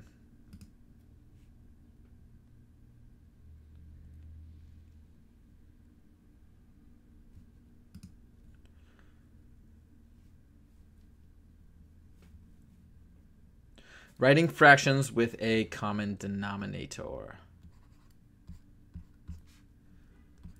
Okay, what is the common denominator for 4 and 10? Now, there's a super simple way to do this, which won't give you the least common denominator, but it'll give you a common denominator. We can just multiply these guys, 4 and 10. Common denominator is another way of saying common multiple, 40, right? So we could get both of these guys up to 40, but it's usually best practice to do the smallest one possible. So what's the smallest, what's the least common multiple of 4 and 10? It's actually 20. And so then we just think individually, how do I get 4 up to 20? I multiply it by 5. But whatever I do to the denominator, I have to do to the numerator. I have to keep it balanced. So this will work, and this will modify the fraction. This will convert the fraction without actually changing it. Same thing, how do I get 10 to 20? I multiply by 2. Multiply by 2. And we get 15 over 20 plus 2 over 20. And then we can just add the numerators, keep the denominators the same now that they're equal. And we end up with 17 over 20. So this becomes 15 over 20 plus 2 over 20 equals 17 over 20.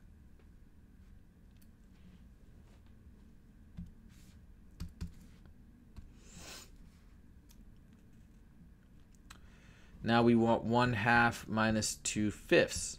What is the least common multiple of 2 and 5? It's actually, this case, you do multiply them, it's going to be 10. So how do I get 2 up to 10? I multiply it by 5. And I do the same to the top. How do we get 5 up to 10? Multiply it by 2 and do the same on the top. Now we get 5 over 10 minus 4 over 10. Subtract the numerators, keep the denominator the same, and we get 1 over 10.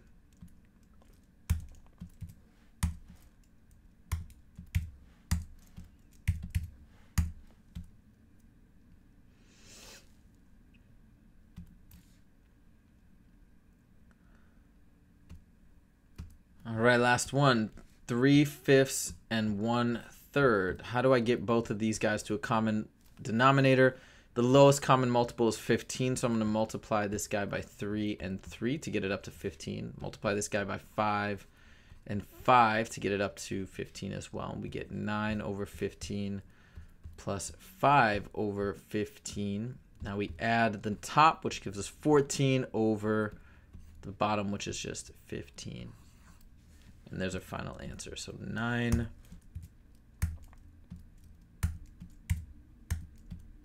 14 over 15. All right, excellent. Let's keep going. Exponents and fractions. Cool, love exponents. 8 over 9 squared. Remember, what does the exponent mean? Exponent means it's telling us the number of times that this guy is going to multiply. Meaning there's going to be two 8 over 9s multiplying each other. That's all it is. So then we multiply the fractions. What's 8 times 8? That's 64. What's 9 times 9? That's 81. That's it. So it's 64 over 81.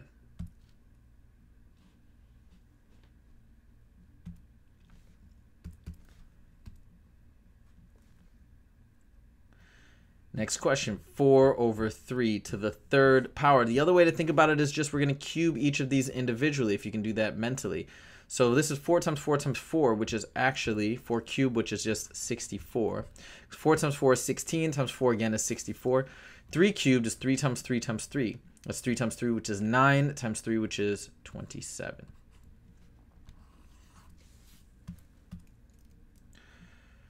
Simplest form, actually, I think we need to write this as a mixed number.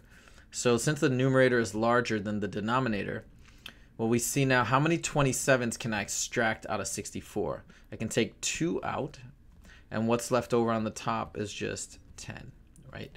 It's also like dividing 64 by 27, which is exactly what we're doing. Goes in twice with a remainder of 10, and so we're left with 2 and 10 27s.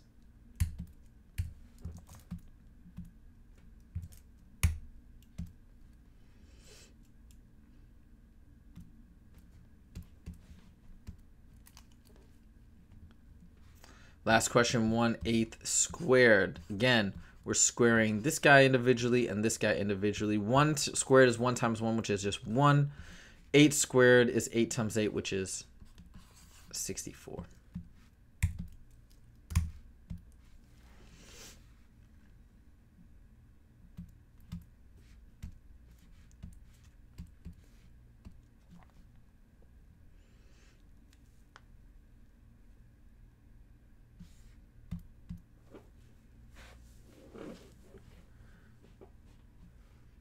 Finding missing values in a table of equivalent ratios.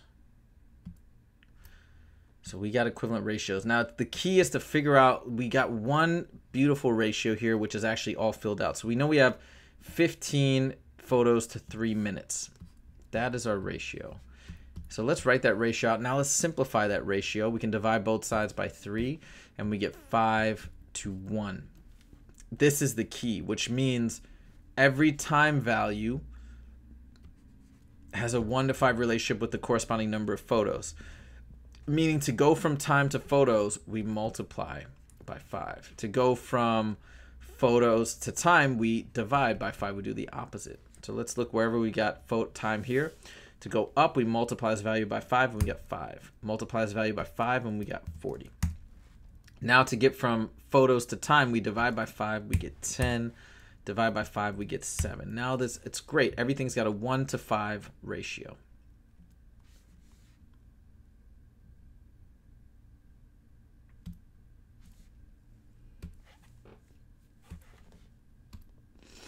For the high school basketball game, it costs $12 for every 3 tickets.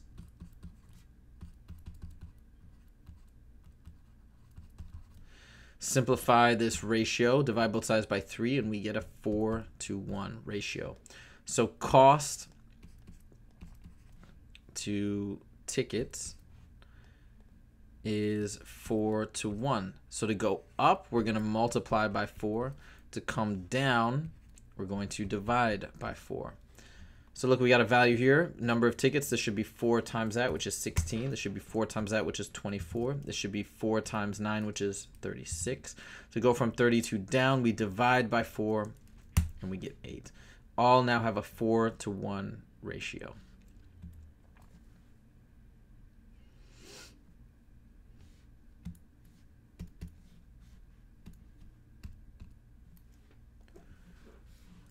All right, this last one I'm going to blaze through. I see a 1-to-7 ratio. So 5, 49, 9, 70, 7, 7, 7, 7, 7. Yep.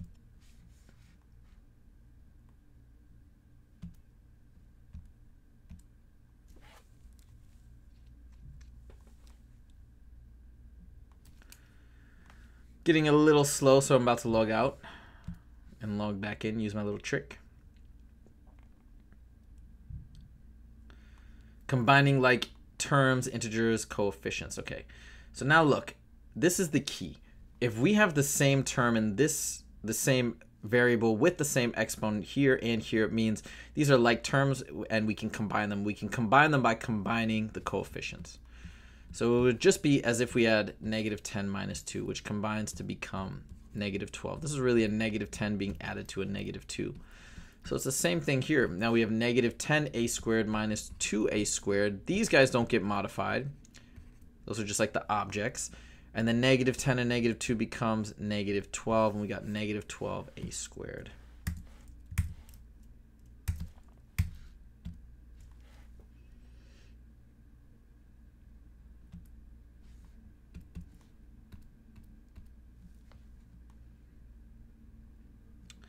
All right, same thing, 5c plus 5, -5c plus 5c minus 1. This is a lone integer, cannot be combined with this or this, but these two guys are like terms. They both have the same term, which is c. So let's combine them together based on these coefficients. 5 and -5. 5 plus -5 is actually 0. 0c is just 0. That goes away, and we're left with just -1.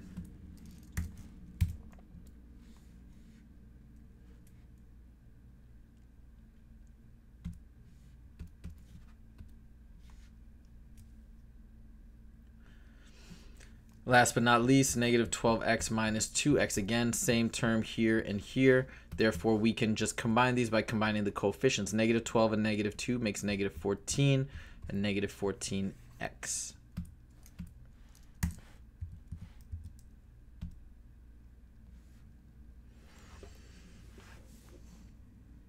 Cool.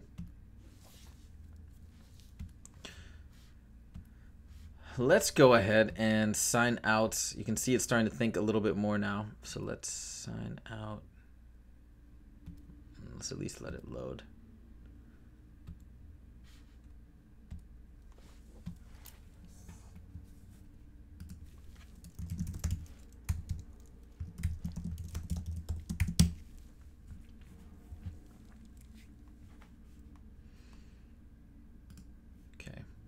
Just check over here.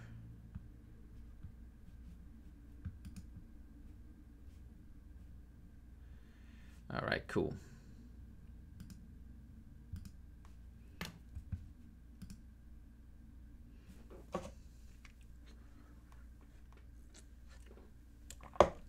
All right.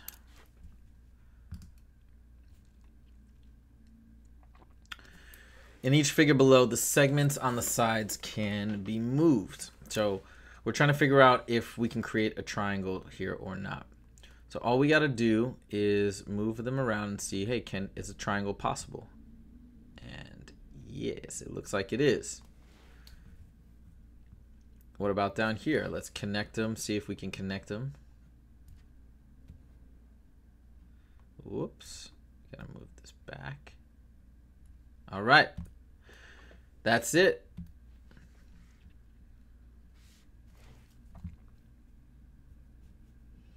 This definitely should be able to make a triangle.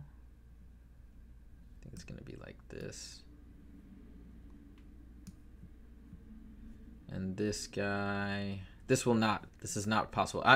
Because I can already tell because these two guys added together are not as long as this. There's no way. This is always going to overshoot it. So there's no triangle possible.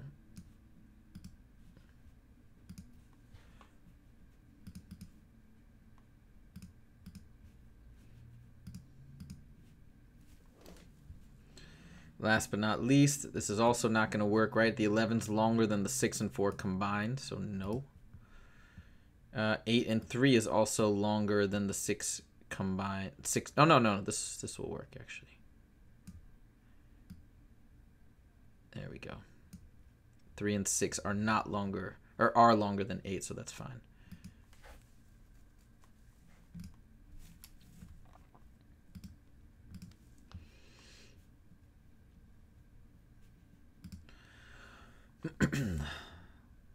All right, lines of symmetry. So a line of symmetry is any line that when we draw it through a figure, it cuts it into two symmetric pieces. So that's one line of symmetry. Why? Because look, every single point now over here has a symmetric copy, the equidistant from the line of symmetry in the other direction. So like this point has that guy over there. This point has this guy over here. You see how it's all matched up, and it's literally like a mirror reflection. So that's a line of symmetry. But then we can make another line of symmetry right here, right? Now it's symmetric across that way. Like this matches with this matches with this, so on and so forth. Now you might be tempted to think, okay, well, what about something like that? This is not a line of symmetry, okay? Because it's like this point would have to match exactly equally. Let's see, actually. Wait, hold on, now I have to think about this for a second. Is that a line of symmetry? Because it's diagonal. Hold on. Let me think about it. So if that's usually the case, but if we have a thing like this, right? And we have a line of symmetry. Actually, this is a line of symmetry, right? Because those are equidistant across there. Oh, but it has to be perpendicular. Yeah, it wouldn't. In this case,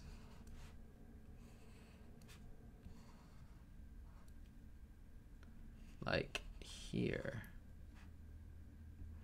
this is equal over there. It's not. Okay, I actually have just now, I'm not totally sure. I was gonna put this as an illustration of not a line of symmetry. But now I'm looking at it and I'm like, maybe that is a line of symmetry. Let's see. Is this equal? Let's just try it. I don't know. No, it's not. So these guys must not be. Usually it's easy for me to explain why it's not. Let's see. Yeah. I don't know. So those ones that I drew, my instinct was right that they're not lines of symmetry. And I can't remember the actual explanation. It's because it's like, oh, I know why. Now I got it. Because the line of symmetry, it has to be, if this were symmetric across this line, the other point would lie, its equal would lie straight across this line here. And it doesn't. The other point there would be corresponding to there. Like, it has to come across perpendicularly and be over here. So that, therefore, this is not a line of symmetry, so that doesn't work. That's why. All right, next problem here. Let's come up with all the lines of symmetry for this guy. Again, we can cut it right in half across this way. Right? See how this is symmetric up here, this is symmetric down here. And I don't think we can do anything else because we can't cut it here, can't cut it here. I think this is it. Anything else? Yeah. All right, last but not least, we can cut it straight down the middle. You see I have two equal parts mirror reflections over there. We can also cut it across here. And that's it.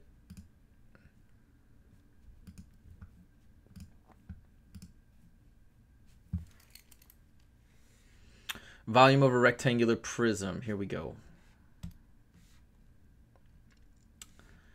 So how do we calculate this volume? All right. What you can do is one way to think about it, and we're talking about meters cubed, meaning 1 cubic meter, which is literally the size of one of these little cubes. Now you could simply try and count up all these little cubes. Like, for example, you can see that this front slice is comprised of 1, 2, 3, 4, 5, 6, 7, 8, 9, 10, 11, 12. And then you can say, well, there's 12 cubes, and then there's 4 slices of those 12. So you could basically be like, oh, it's 4 times 12, which is 48.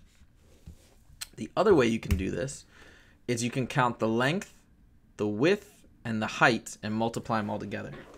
So we've got a length of 3, a width of 4, and a height of 4, and multiply them. 3 times 4 is 12. 12 times 4 is 48. Both ways will work.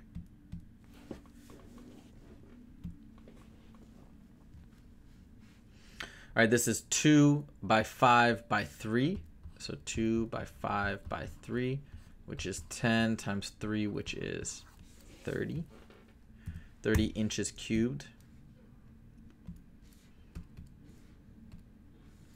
This is 5 by 2 by 4. 5 by 2 by 4.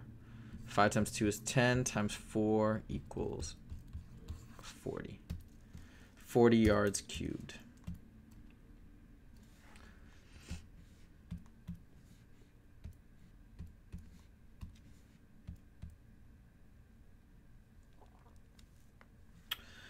All right, next, data analysis and probability. Interpreting a double bar graph. There are 4 high schools in the North School District. The double bar graph below shows how many boys and girls are at each school.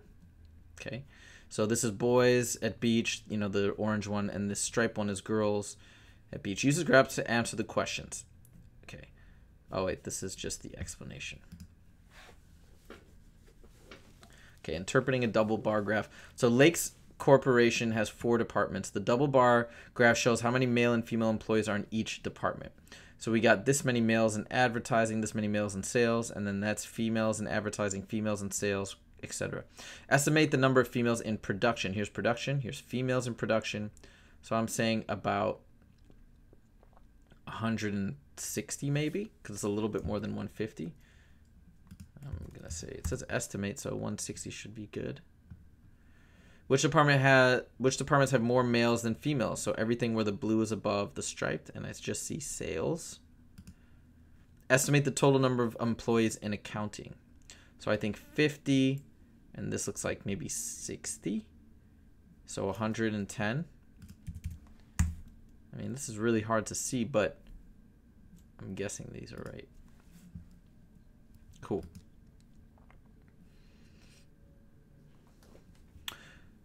Now we're talking about 4 types of products: DVDs, video games, radios, and CDs. And this is 2016. This is 2017. Estimate the number of games sold in 2016. Here's games. Here's 2016. And it looks like, 600. That would be 700.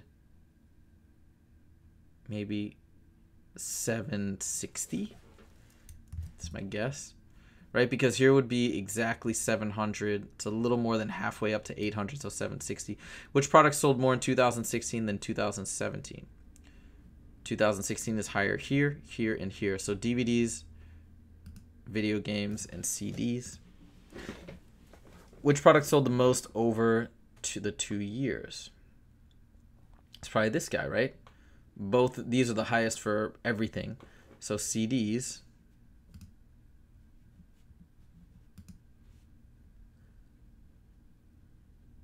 Which is odd because nobody buys CDs anymore. Okay, there are 3 libraries in Tomsville. Each library has fiction and nonfiction books available. The double bar graph below shows how many of each are at each library. Use this graph to answer the questions. Fiction, nonfiction. Estimate the number of fiction books at Woodside. Woodside, fiction, maybe 700. That's a guess. Right? Which libraries have more nonfiction than fiction? Central, Woodside. Estimate the total number of books at Coast. 600 plus 700, so I'm going to guess 1,300. Now, I don't know what the threshold is or how close these estimates have to be, but I seem to be getting them right, so I assume there's some leeway. We've been going for almost 2 hours, an hour and 49 minutes, and I'm feeling it, but I'm going to try and keep going at least for another hour. The table below shows the number of miles run and the number of phone calls made yesterday by each of 8 people. Create a scatter plot for the data. So let's see. Oh, okay, cool. So number of miles is on the x-axis, number of phone calls is on the y-axis. So let's plot each of these points. So we've got, here's what I'm going to do. I'm going to take a picture of this, and I'm going to put it over here.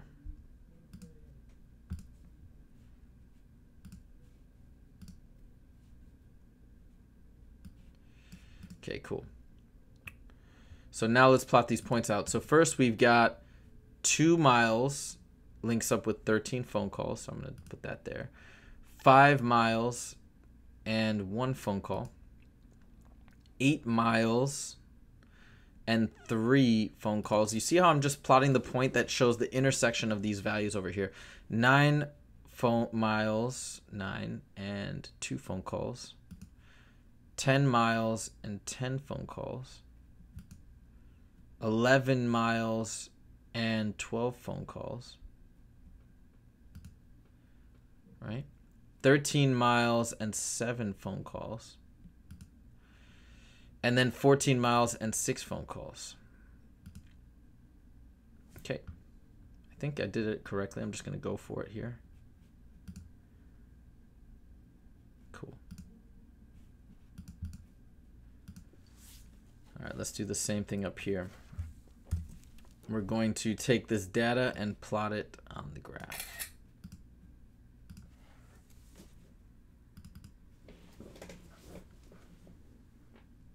Okay. Time spent watching TV on the X, time doing homework on the Y. So time spent watching TV. So we've got 4 links up with 12. 5 links up with 10. 7 links up with 7. 9 links up with 8. 10 links up with 5. 12 links up with 4. And 13 links up with 3. Cool.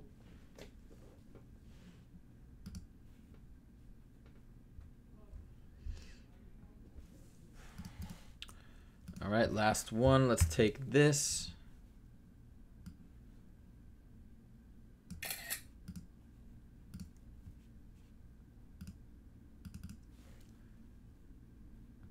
All right, here we go.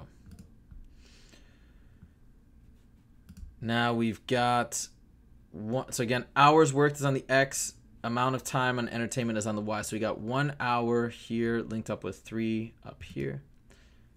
3 here linked up with 4 here.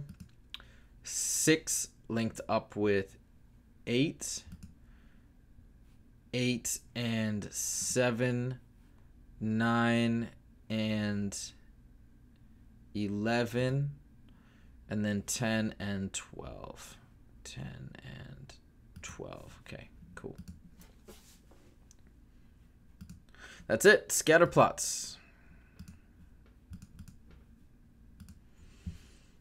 Okay. Sketching the line of best fit. Now we are taking our scatter plots and we're sketching what's called a line of best fit if possible. So the data points on the scatter plot below show the amount of time spent watching television and doing homework. Draw the line of best fit for these data points. It doesn't have to be exact. Draw your best. What you're basically trying to do is you're trying to find a correlation, and your line of best fit now will serve as a prediction tool. This is basically you try and get it right in the center of these points as best you can. It doesn't have to be exact, it says, so hopefully that should be good. But look, that's kind of the trend. It looks like the more time you spend watching TV, the less you're doing homework. Now you can make a prediction of this line even if you don't have a data point, like what does the line of best fit predict if you watch 30 hours of TV? Probably only going to do, 4 hours of homework. And that's all there is to it. Line of best fit here, maybe like this and like this.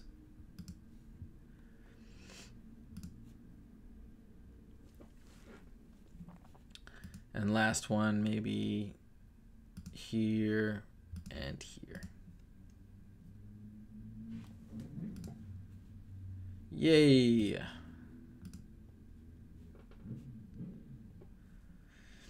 Greatest common factor of two numbers. How do we find the GCF? Here's the ultimate method using prime factorization. We're going to make a prime factorization tree. How do we do that? We just start splitting this up into factors. What two numbers multiply to 18? Choose any two numbers, doesn't matter what. I'm just going to choose 2 and 9. Are either of these prime? Yeah, 2 is prime. Is 9? No. So break it up into more factors. 3 and 3, both prime. Everything is prime. That means we're done with that tree. Now let's do 32. I'm going to do 2 and 16. 2 is prime. 16, I'm going to do 2 and 8. 2 is prime. I'm going to do 2 and 4. 2 is prime. And last but not least, 2 and 2. So now we got, this one's all 2s. GCF, now we find what's in common. So we look for common pairs. I see one common pair of 2s.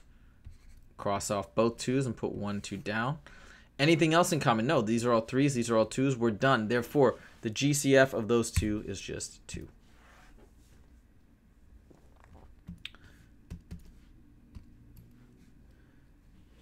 Next problem, 33 and 39. Another quick tip is we know at a minimum the GCF cannot be greater than the difference of these two numbers. So 6 is our maximum GCF. But let's use the method again just to show you how well it works. And I know it might seem like overkill for these smaller numbers, but it comes in great when you have bigger numbers and more complex values. So this is 3 and 11. Both are prime, so we're done there. This is 3 times 13. Both are prime. The only number they have in common is 3. Therefore, 3 is the GCF.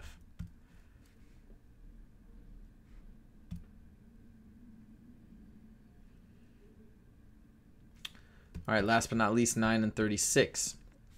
This is nice because 9 multiplies into 36. 9 is a factor of 36. Therefore, the GCF can be no greater than the smallest of these two. Therefore, the GCF is simply 9.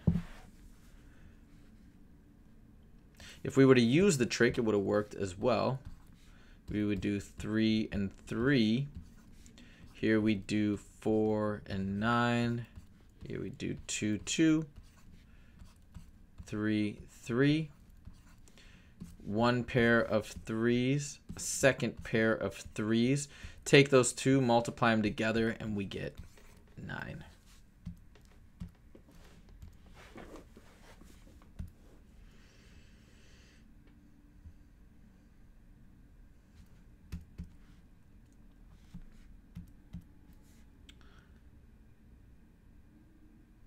All right, solve for m. Simplify your answer as much as possible. So we got 4m equals 14. Now, we need to isolate m if we're going to solve for m. What's happening? We got a 4 multiplying the m. So to get rid of that 4, we do the opposite of multiplication, which is division. So we're going to divide both sides by 4, and that gives us m equals 14 over 4. But can we simplify this? Yeah, we can first divide the top and bottom by 2, and we get 7 over 2. And then let's turn this into a mixed number.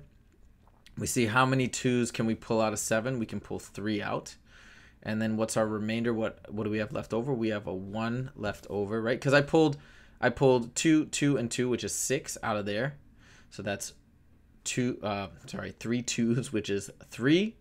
And then 1 remaining, so it's 1 over 2. So we have 3 and 1/2.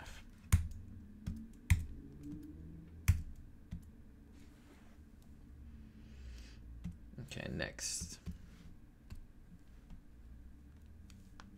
25 equals 30n. 30 is multiplying the n. To get rid of the 30, we divide both sides by 30. That crosses out. We've got n equals 25 over 30, but now we can divide the top and bottom by 5. So we've got 5 over 6 equals n.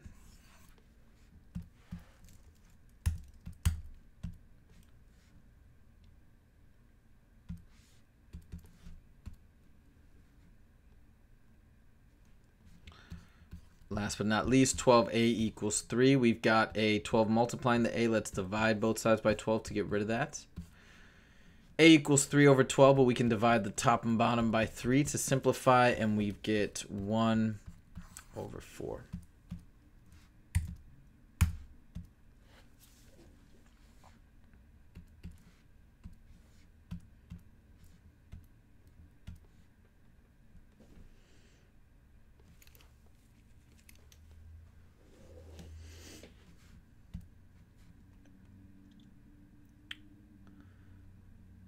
Solving a proportion of the form, x over a equals b over c.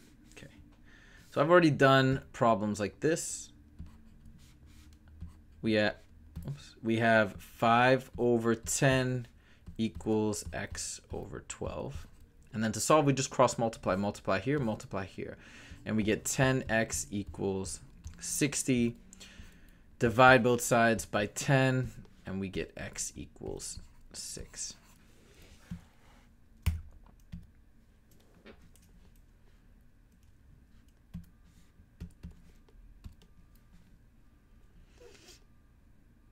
Same thing, 6 over 9 equals w over 6. Let's cross multiply, and we get 9w equals 36. Divide both sides by 9, and we get w equals 4. Oops.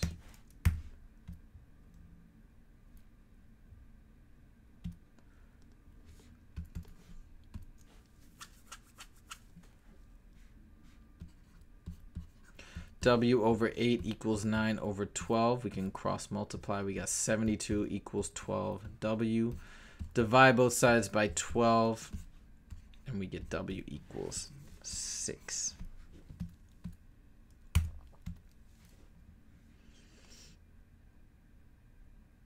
All right, cool.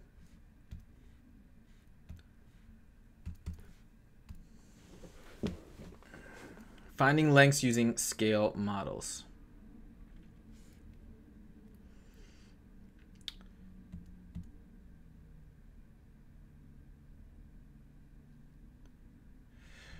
In a scale model of a boat, 1 inch represents 9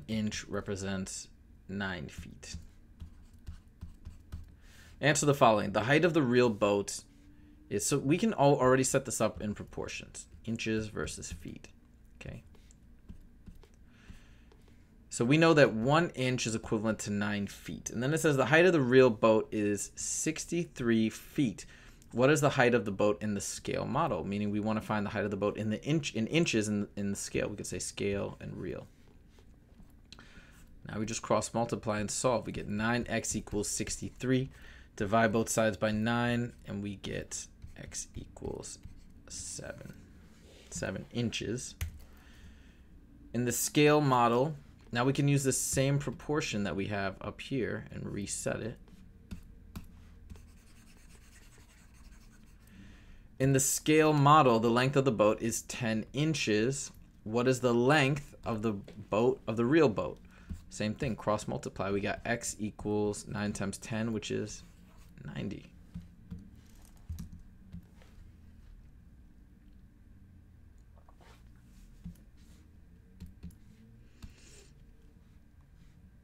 Scale, real. So scale is is in centimeters, and this is in inches for real. So we got 1 over 5 equals whatever we need to solve. The length of the painting is 6 centimeters. What is the length of the real painting? X. And now we cross multiply, and we get 1x equals 30. And now let's reset our proportion. You see how the proportion serves as this really nice backbone where you don't have to think too much. You just plug in what's there and put x in what's missing. The height of the real painting is 25 inches. This is real. What is the height of the painting of the scale drawing? This is my x. Cross multiply. We get 5x equals 25. Divide both sides by 5.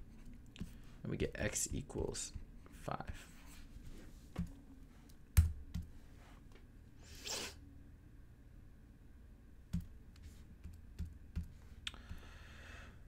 Last problem. we've got scale and real. Scale is in inches, real is in feet. 1 inch to 8 feet. And now we're ready to go. In the scale drawing, the height of the house is 3 inches. What is the height of the real house? It's x. Let's figure it out. Cross multiply, we get 24 equals 1x. Therefore, it is 24 feet. Let's reset. The length of the real house is 32 feet. 32 goes with real. What is the length of the house in the scale drawing? X. Now let's cross multiply, and we get 32 equals 8x. Divide both sides by 8, and we get x equals 4 inches.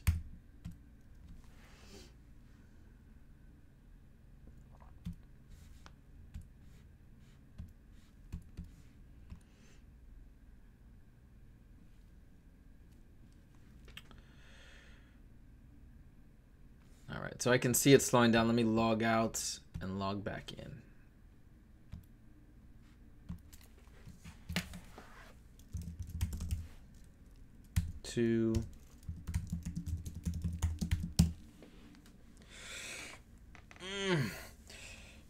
Oh my gosh. Oh.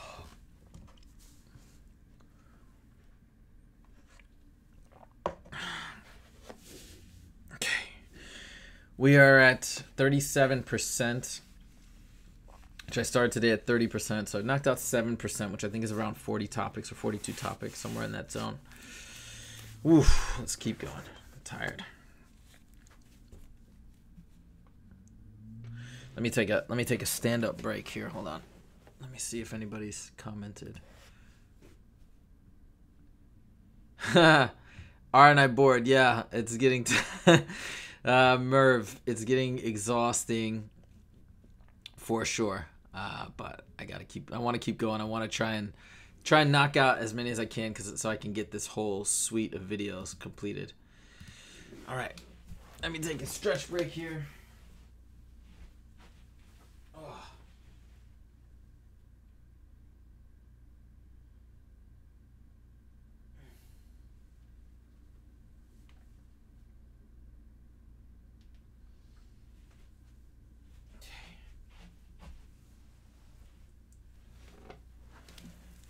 All right, let's keep it going. Let's keep it going.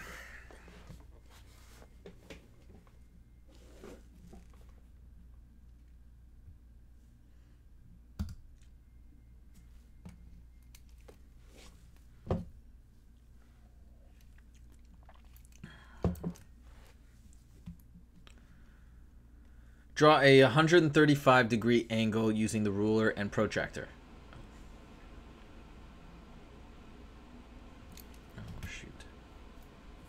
Hold on 1 second, guys. Hold on, my air just came on.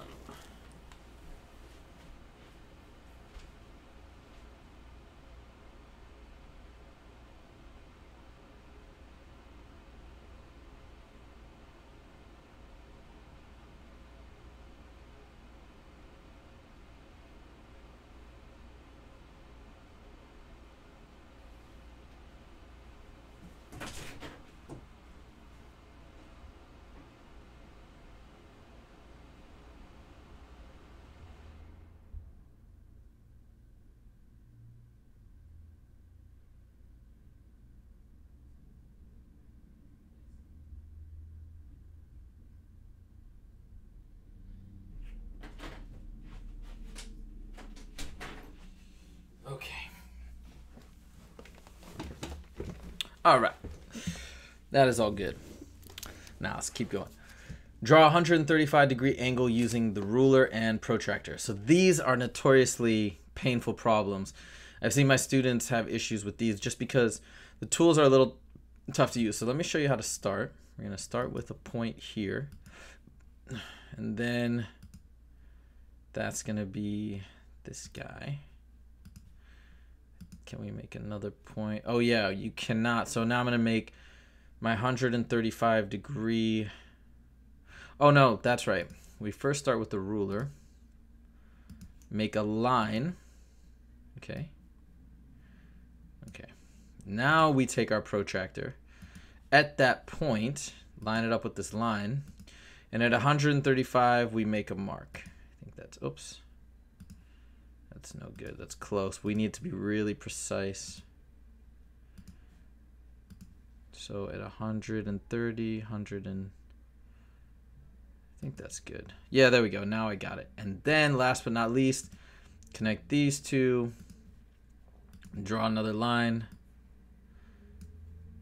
Oops. I went too far. Hold on.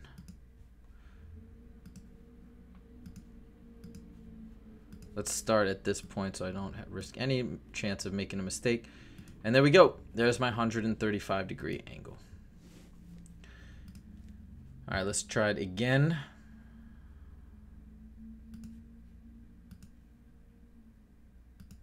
So we want 150 degrees this time. So let's draw a nice line.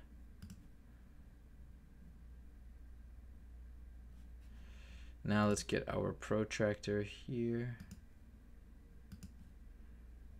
150 is right here. Did I get it? I think that's close enough. Hopefully that doesn't give me a problem.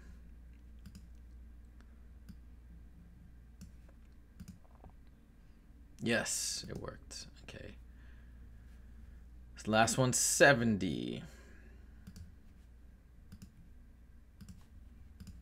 Okay, let's do our line.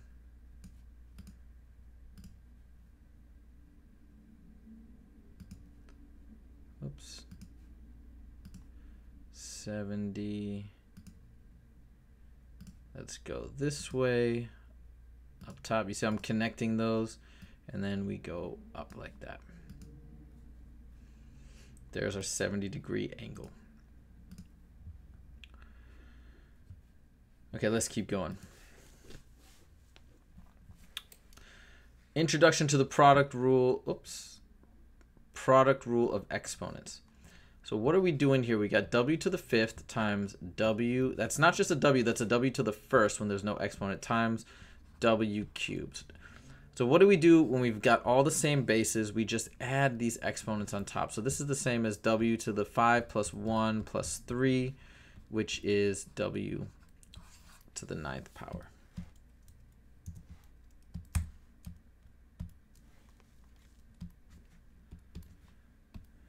Okay, next we've got u to the 4th times u to the 1st times u to the 3rd. Now we're going to again add up all these exponents. 4 plus 1 plus 3 equals u to the 8th.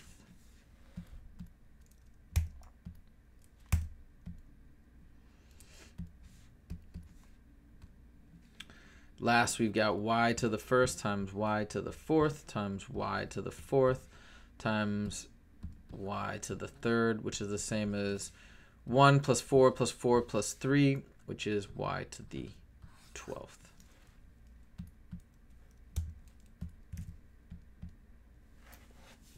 Cool. Next topic.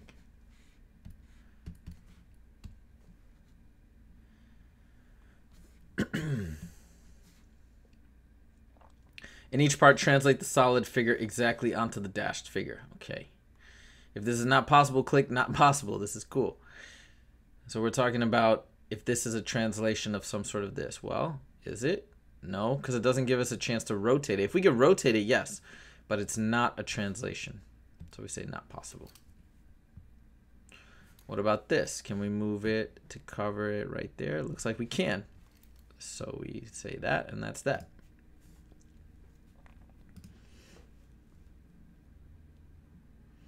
All right, let's move these guys. Can we move this? Looks like we can.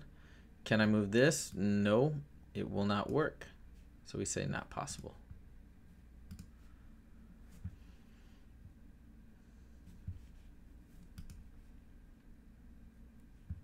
Can I move this? Nope, not possible. Can I move this? Yes.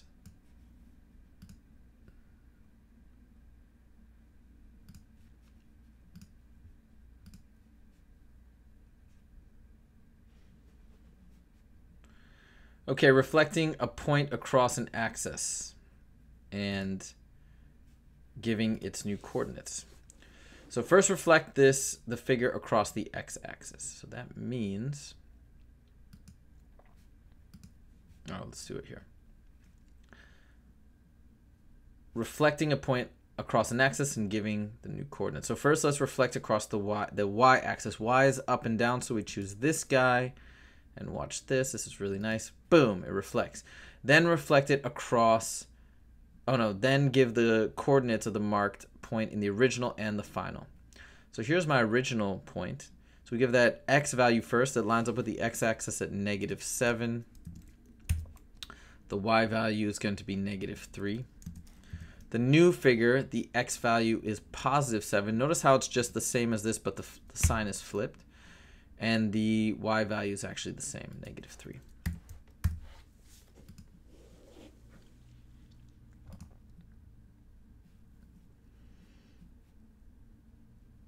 So first reflect across the x-axis. This is the x. And then give the coordinates marked on the point, the original and final. So original, we've got 7, -4. In the final, we've also got 7 for the x, but for the y, we've got +4. So you notice this time when we reflect across the y, the sign of the, when we reflect across the x-axis, the y sign flips.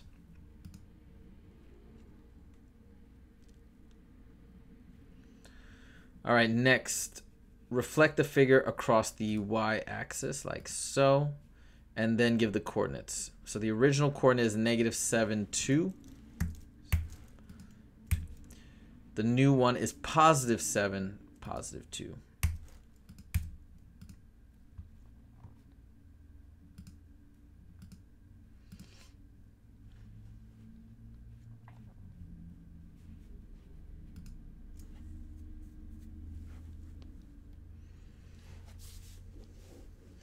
In each part, reflect the solid figure exactly onto the dashed figure. If this is not possible, click not possible.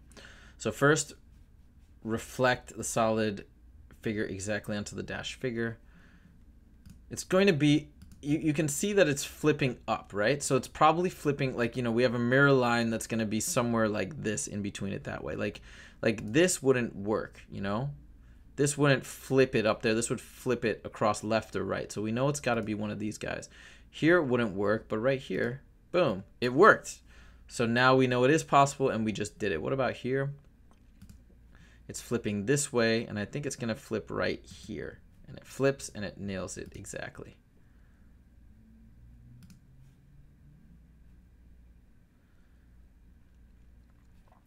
These are not symmetric. This is a translation. It's not a reflection. I'll show you. If you might think it is, we could try like this maybe, but look, it's not going to match up. These are just two different figures, so that doesn't make any sense.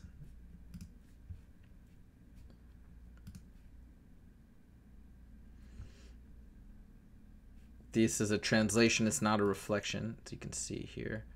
This would be our best bet, but that doesn't work. And this should work. Find it right in the middle of the two, and boom, done.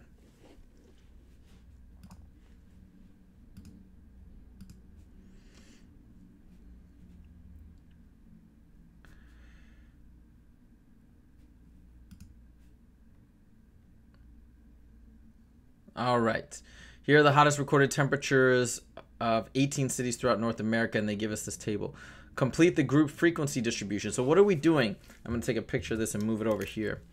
We're basically trying to put all this data in what's called a frequency chart. I'm going to show you how this works. It's just a way to organize everything so you can kind of chunk things and arrange things and just have a better understanding of what's going on. So 95 to 100, this is how we're going to do it. I'm going to look at how many numbers are in between, including 95 and 100, but in that zone. So 95 to 199 is in that zone. So that's 1, 2, and 3, and 4. I'm not going to erase these. I'm going to keep them up here in case I missed anything. So this is a great, I'm going to show you how to do this very carefully. Next, we're going to look between 101 and 106. 1, 2, 3, 4. 1, 2, 3, 4, 5. So this is the next one. Then we'll go to 107 to 112. 107. Yes, 1, 2, 3. All right, 4. So that's 5, and that's 4. And then 113 to 118, we've got 1, 2, 3, 4, and 5. Now, has everything been crossed off? Yes. So it looks like we've done this correctly.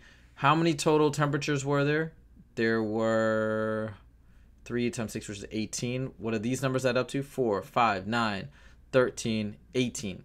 Now I feel pretty confident that we haven't made any mistakes, and now we can answer this question. So now we look at the frequency. 95 to 100, we counted a frequency of 4.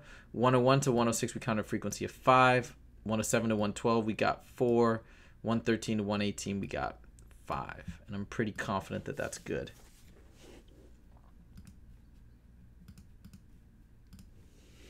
Okay, same deal. And just look right off the start, we've got a total of 15 values in here.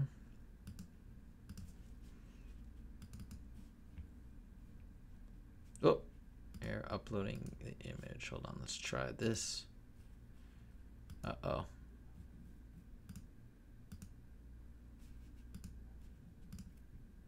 Uh-oh. We got a problem with Whiteboard Fox. Let's see if sometimes this happens.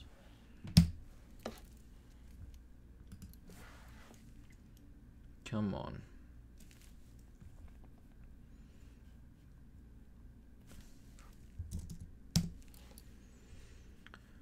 All right, we're going to go to AWAP for the time being, which I'm not as fond of, but that's all right. Okay. So let's figure this out. We've got these values, and we are going to be translating them here. So let's look at 18 to 22. 18 to 22, we got 1, 2. All right. Now we've got 23 to 27. So we got 1,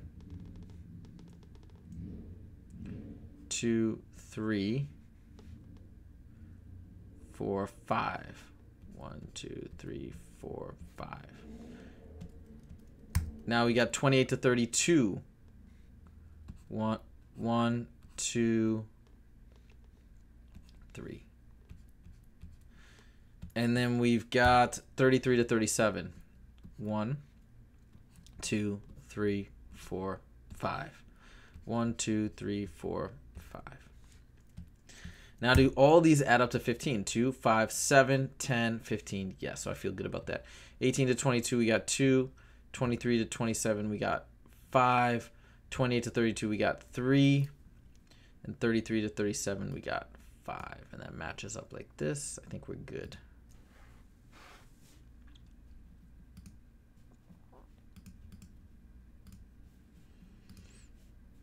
Okay, last but not least, take a look here. We got 16 students, so 16 values.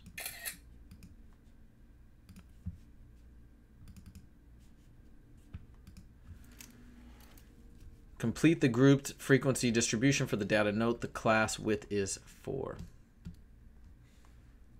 Class width is 4. Oh, right. Yeah, 76 to 79, that's all. All right, same dealio, 72 to 75. So we've got 1, 2, 3, 4, 5, 6, 7. So 1, 2, 3, 4, 5, 6, 7. 76 to 79. 1, 2, 79. Just 1. 80 to 83. 1, 2. 84 to 87. 84 through 87, 1. And 88 to 91. So we got 1, 2, 3, 4, 5. 1, 2, 3, 4, 5. All right.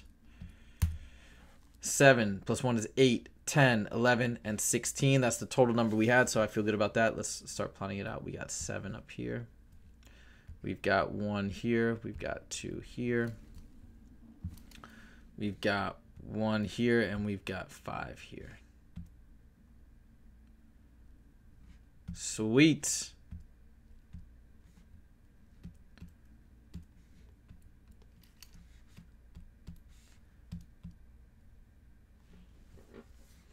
I'm going to see if Whiteboard Fox is working again. Let's try it out really quickly. No, it's not.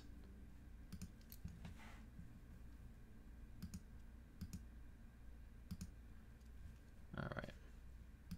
Come on. Shoot. Okay. All right, find the least common multiple of 20, 2, and 10. So I'm going to show you a really cool way. Now here's a shortcut. Least common multiple, there's another way to do it, but, well, wait a minute. 20 is a multiple of both 2 and 10. Therefore, if that's ever the case, then your answer's easy. It's just 20. But let's see if we get a more complex problem here.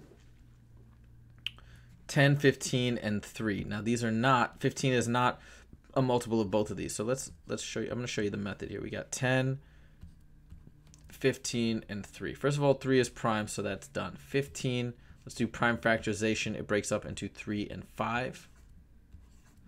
And then here we got 10 breaks up into 2 and 5. All right, now let's look at everything that's common across all of these. Then there's nothing. That's okay. Now let's look within these numbers. Well, I've got a 5 and a 5 that's common, so I write down just one 5. Now I look across and I see I got a 3 and a 3, but I just write down 1, 3. And then I've got 1, 2 left over. And then I multiply these guys out and we get 30. Therefore, my least common multiple is 30.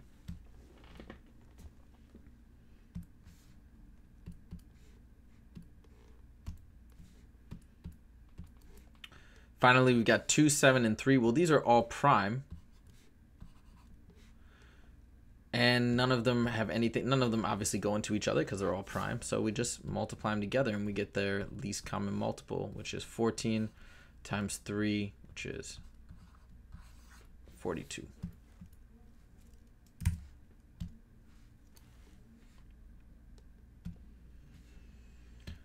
Okay, here's the deal.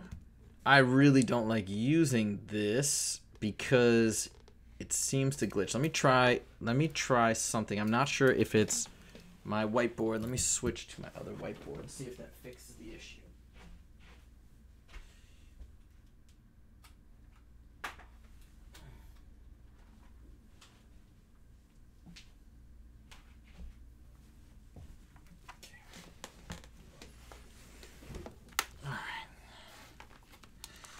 Let's just see if this does a better job.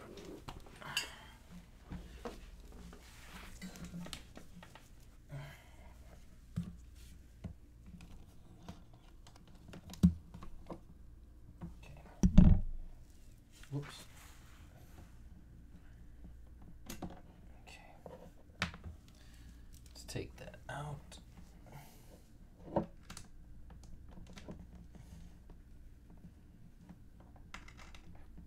Whoops.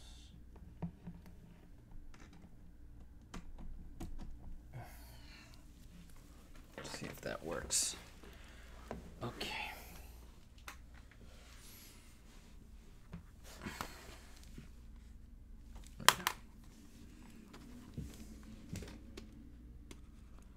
No, you know, it still does this. It's this weird thing. Like, I use AWAP on my laptop all the time, and it's really effective. But for some reason on this computer, you see how like it looks boxy.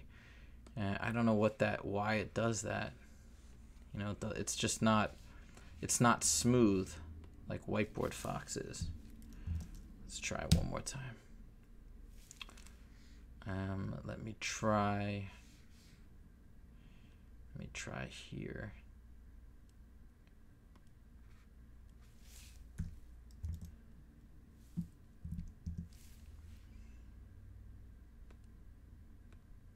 Yeah, it's down. So here's what I'm going to do. I think I'm going to take this opportunity to stop. I really wanted to go for 3 hours today, and at a minimum. Ideally, I was thinking of going for 4, but it's okay. We're going to take this time to stop. Let's take a look at our progress. Let's see. I'm going to go to home. And so we got to 38%, which is pretty good. So 8% knocked out in about 2.5 hours. So if we think about that, if I extrapolate that out, I've got let's say we say about 64% left, 62%, but we'll round up to 64. So that would be 16. So it's going to take me another, I'd say, like, let's say 20 hours to finish this, which isn't that bad. So 20 hours. I'm going to take these topics that I've created now. I'm going to chop them up, upload them, hopefully by the end of the weekend. For those of you guys who watched along, wasn't a lot of you, but for those of you guys who watched along, thank you so much for watching. And I really appreciate that. Again, check on my YouTube channel for these to be uploaded. If you like what you see, if you want more math help, definitely subscribe to the channel. And we have a weekly live stream every Wednesday relating to SAT Khan Academy problems. So if you're taking the SAT soon, the next one scheduled, definitely sign up to get all the information you can to prepare for the math section of the SAT. And last but not least, make sure to check back frequently for new math music videos. The next one's going to be on imaginary numbers, which is going to be really cool. So make sure to check that out. Thank you guys so much for joining, and I'll see you guys next time. Take it easy.